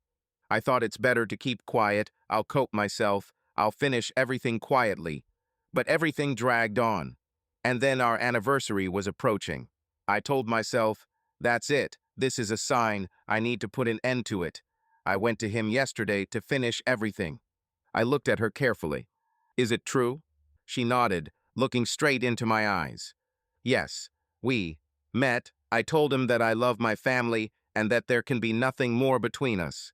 He was upset, tried to persuade me to change my mind, but I was determined. Really, Ethan. I was silent, digesting what I had heard. If that was true, the irony was simply monstrous. She had decided to break up with him, and I had found out everything that same day. Why did you answer his text messages at night then? I asked. If you decided to break up. Lauren was embarrassed. He wrote that he came to the hotel, he wanted to see me, talk to me again. I told him to leave. I asked him not to write to me in the evening. He was here, I was taken aback. She nodded guiltily. Yes, he is very impulsive. But I didn't go out to him, I was with you. I remembered, so that night Derek really was somewhere nearby, maybe waiting for her. The night alley. If I had gone out to the service yard instead of the parking lot, maybe I would have bumped into him. I involuntarily clenched my fists at the thought of meeting this man. It's good that it didn't happen. And he left? I asked. Yes, Lauren answered. He sent me another message this morning saying he'd wait for me to decide everything. But now, apparently, that's it. It's amazing, I said wearily. You both waited for it to be decided, and it was decided for you in the most terrible way. Lauren closed her eyes. I know, and I myself am to blame for everything. There was silence. I looked at my wife, ex, future ex, I don't know yet, and felt a strange emptiness. So that's it. Not because I'm bad or there's no love, but because boredom, routine, the temptation to be desired. How many families fall apart because of this? Ethan, Lauren broke the silence with a plaintive whisper. I know there's no forgiveness, but I'm willing to do anything to make amends, to fix something. I lowered my head. I don't know, Lauren. Honestly, right now, I don't know anything at all. She rose and knelt down in front of me, taking my hands. I automatically noted how unusual it was. Usually I am taller, but here our eyes were practically level. I beg you, she whispered, don't act rashly. Give me a chance, at least to try to fix everything. I'm ready for anything. We'll move, change jobs. I'll quit tomorrow. We'll go to a psychologist, to church, anywhere. Just please don't tell me that we're gone. Her eyes filled with tears again. I saw such pain and remorse in them that my heart sank. After all, 15 years cannot be erased in one day. But I was choked by resentment. I gently freed my hands. Get up, don't do this, I muttered, and she hesitated, then stood up and sat back on the bed, staring at the floor. I don't want any promises now, I continued with difficulty. I need to figure this out myself. Lauren nodded. Of course, I understand. Take any time you need. I'll wait as long as it takes. We'll be leaving here tomorrow, I said. I'll probably go back to Denver with the kids and my parents. You better. I'll stay with my mother, she quickly interjected. I won't go home so as not to traumatize you with my presence. Okay, I exhaled. Honestly, the thought of returning to our shared home now and together was unbearable. I'll still call you, Lauren said quietly, to see how you are. And, let's just find out through our parents for now, I interrupted. It's safer that way. She nodded again, lowering her head. I stood up. The conversation had run its course. We had at least agreed that we weren't chopping right now, but we weren't staying together either. Time would tell. Lauren walked me to the door. Before I left, she hesitantly touched my shoulder. Thanks for listening. Ethan, I stopped her with a gesture. I had nothing more to say to her now. Rest, was all I said. Closing the door behind me, I exhaled as if I had just emerged from a long-delayed dive.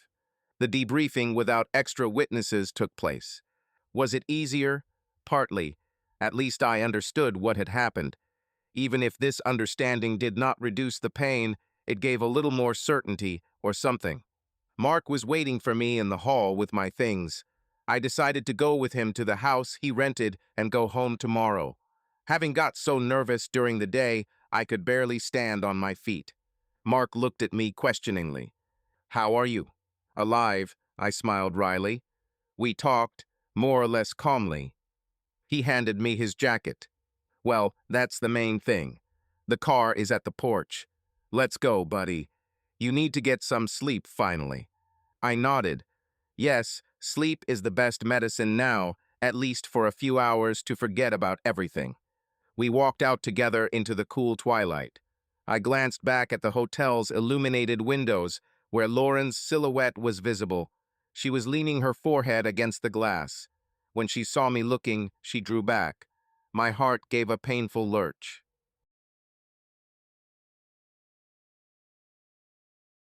The car started moving.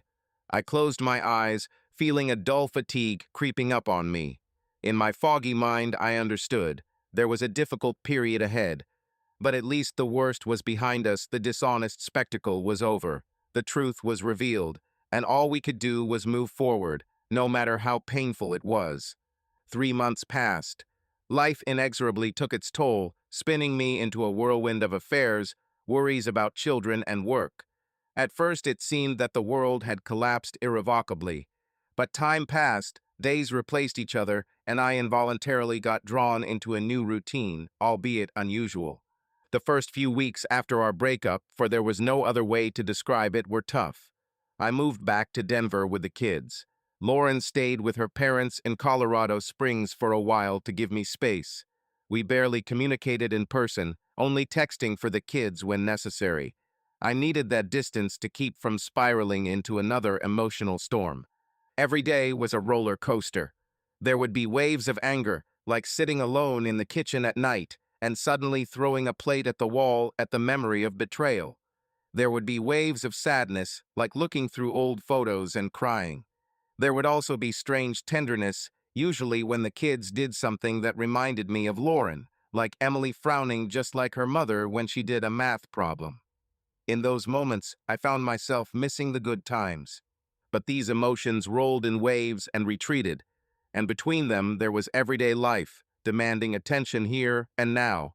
I had to cook breakfast for the children, take them to school, go to work, pay bills. And this routine, oddly enough, saved me. It did not allow me to completely immerse myself in self-digging. I started getting up earlier than usual. Insomnia had been tormenting me for a long time, and I began to use the morning hours to run in the park or sort through my mail. The physical fatigue from running helped to dull the mental pain, at least for a while. The kids were very anxious at first. Emily was outwardly stoic, but she became more withdrawn. Josh cried at night a couple of times, calling for his mom. I had to learn to be both a dad and partly a mom at the same time. I didn't stop Lauren from seeing them. They would go to her for the weekend once a week, or she would come to us. We tried to look respectful to the kids.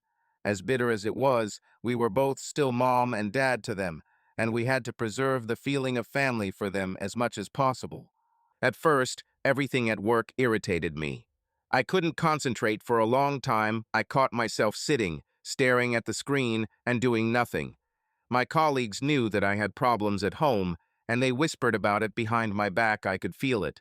But no one asked direct questions, and I was grateful. To clear my head a little, I started going to the gym in the evenings. I got into the swing of it. I would take out my anger on the punching bag until I was exhausted. The knuckles on my right hand healed, leaving scars that for some reason I didn't want to and couldn't remove. They reminded me of a valuable lesson, albeit one acquired at a terrible price. Once every 2 weeks, I started visiting a psychologist, to whom Lauren and I had previously gone for family consultations 3 years ago, when we had quarreled over domestic matters. Now I came alone. Dr. Riley turned out to be an understanding man in his 50s. He did not pressure me with advice, but helped me talk through everything that was hurting me. Gradually, the sessions yielded results. At least I stopped considering myself crazy from the chaos of feelings. I had heard little about Lauren. The children, returning from her, said that everything was fine with Mom. She said hello to Dad. It was strange communicating through hellos, like strangers, but I was not ready for more yet. Our parents tried to reconcile us at first, especially her mother. Called me, cried, asked me not to destroy the family completely. My mother, on the contrary, advised not to make hasty decisions, but also not to allow myself to be hurt further. About a month after the breakup, Lauren sent me a long email. In it, she apologized again and told me about working with a therapist and how she was rethinking everything that had happened.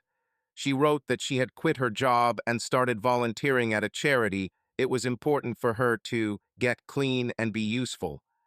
I read that email dozens of times, but I never responded to it directly. I didn't know what to say. Over time, the pain became less intense. A strange emptiness set in. I just lived day by day. Sometimes Mark and I would go to a baseball game or just have a beer. He was very afraid that I would get depressed and tried to entertain me. I was grateful and understood. Yes, you can't withdraw into yourself forever. I have children. I have a life ahead of me. Things with Lauren were still uncertain, but we both seemed afraid to force the issue. Neither she filed for divorce, nor did I. We were still officially husband and wife, just living separately. I sometimes wondered, what next? Conflicting desires rolled in waves. I thought, that's it, I need to get a divorce, put an end to it, that would be right. Then, I suddenly caught myself missing her voice or wanting to share news about work, as I had done hundreds of times before. At such moments, I was angry with myself. How could I still miss her after that? And yet the heart is a stubborn thing. The children, by the way, also encouraged me to think that maybe not all was lost. One evening, Emily, thinking that I had not heard, said to her brother, "I believe that Mom and Dad will make peace. They love us, and deep down they love each other." Hearing this, I left her room with a lump in my throat, the pure faith of a child hurt and encouraged at the same time. Waves and routine, that's how I called this period of my life. Waves of emotions would wash over me and then recede, giving way to the usual routine. And as the weeks went by, I became more and more convinced. One way or another, I had to get out of this sea of uncertainty. Either swim further together or finally untie the knot. The suspended state was exhausting. One autumn evening, while putting the children to bed, I suddenly realized that I had almost stopped remembering that damned night in the hotel. No, the scar remained, but it no longer bled every morning. Life had taken its toll. I kissed my sleeping son and daughter, straightened the blankets, and went out onto the porch of the house. The night was quiet, starry. I looked up at the sky, and for the first time, the sight of it didn't hurt the way it had in Estes Park. Time had passed. I had survived. Yes, there was much to decide, but I was no longer a wreck. I was a man, a father, a professional, just a little more battered by fate. Deep down, I knew that the moment would soon come when I would have to make a final decision. Lauren did not give up. I saw hope in every look she gave me when we met, and I myself. Although I would not admit it directly to myself, but perhaps there was also a glimmer of hope for correction somewhere deep down. Otherwise, where would those thoughts that appeared from time to time come from? What if we can start over? But fear and pride still outweighed everything. A clear signal, an inner push, was needed to tip the scales, and gradually I began to feel that such a moment was approaching. Tomorrow would be exactly 3 months since that thwarted anniversary. I thought it might be worthwhile to meet Lauren and calmly discuss the future. We had both cooled down, reconsidered maybe we could make a thoughtful decision without making a hasty decision. I went to bed with that thought. For the first time in a long time, the thought of having a serious conversation with Lauren didn't make me feel a lump of panic in my stomach. So I was ready. What exactly I would say to her, I didn't know yet, but I knew that I would say it from the heart. What would be right for both of us? At noon the next day, I stood on a familiar bank near Chatfield Lake, not far from our home in Denver. It was one of Lauren's and my favorite spots from our dating days, a quiet path by the water, with a view of the mountains in the distance. It was here that I decided to meet her, to finally put a line under the past months of uncertainty. Lauren came up the path, hunched slightly, as if wary of my gaze. She stopped a few meters away, not daring to approach without an invitation. I noticed that she was nervously fiddling with a thin gold chain on her wrist, the one he had given her. No, it seemed to be a different one, but it didn't matter. "Hello," I said quietly. "Hello," she replied, looking into my eyes with hope and fear at the same time. We were silent for a few seconds, listening to the rustling of the water near the shore. Then I nodded towards the bench under the willow. "Sit down." She nodded slowly, and we sat down next to each other, leaving a small distance between us.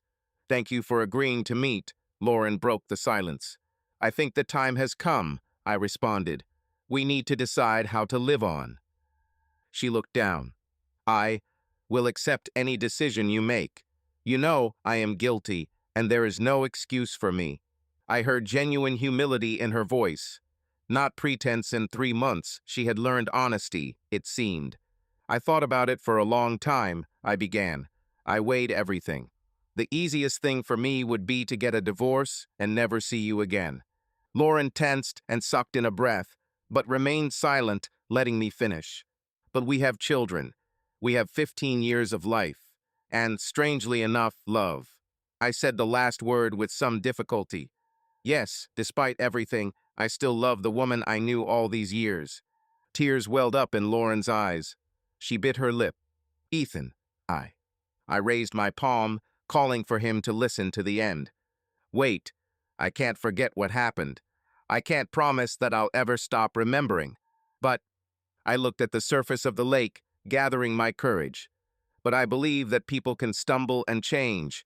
You stumbled and, I think, changed. I don't know if I can trust completely again. It's honestly questionable. Lauren nodded, brushing away tears. Understand. However, I continued, I am ready to try. Once again. For our family. For myself, too. I don't want to bury 15 years of happiness because of one, albeit terrible, mistake. If you really want to fix everything and bring it back, let's try. Lauren sobbed and covered her face with her hands. It took me a moment to figure out whether her reaction was relief or renewed despair. Hey, I called softly, are you against it? She quickly shook her head and dropped her hands. Her face showed disbelief and joy mixed together. Are you really ready to try? I'm ready, I confirmed, and I couldn't believe I was saying it. But after I said it, I felt a strange relief. Only slowly. First, visits to a family psychologist, living separately for a while, so that everything is fair, brick by brick. Yes, of course, Lauren nodded eagerly. As you say, I agree to everything. I also really want to get everything back. No, not get it back, but start over, in a new way, better. I looked at her carefully.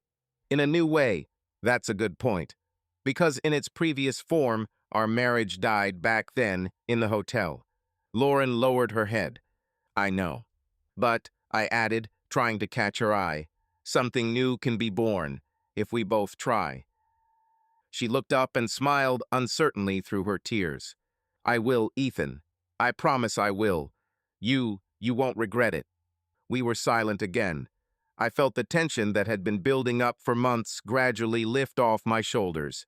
I myself couldn't believe that I was taking this step towards him. But an inner voice told me, this is right.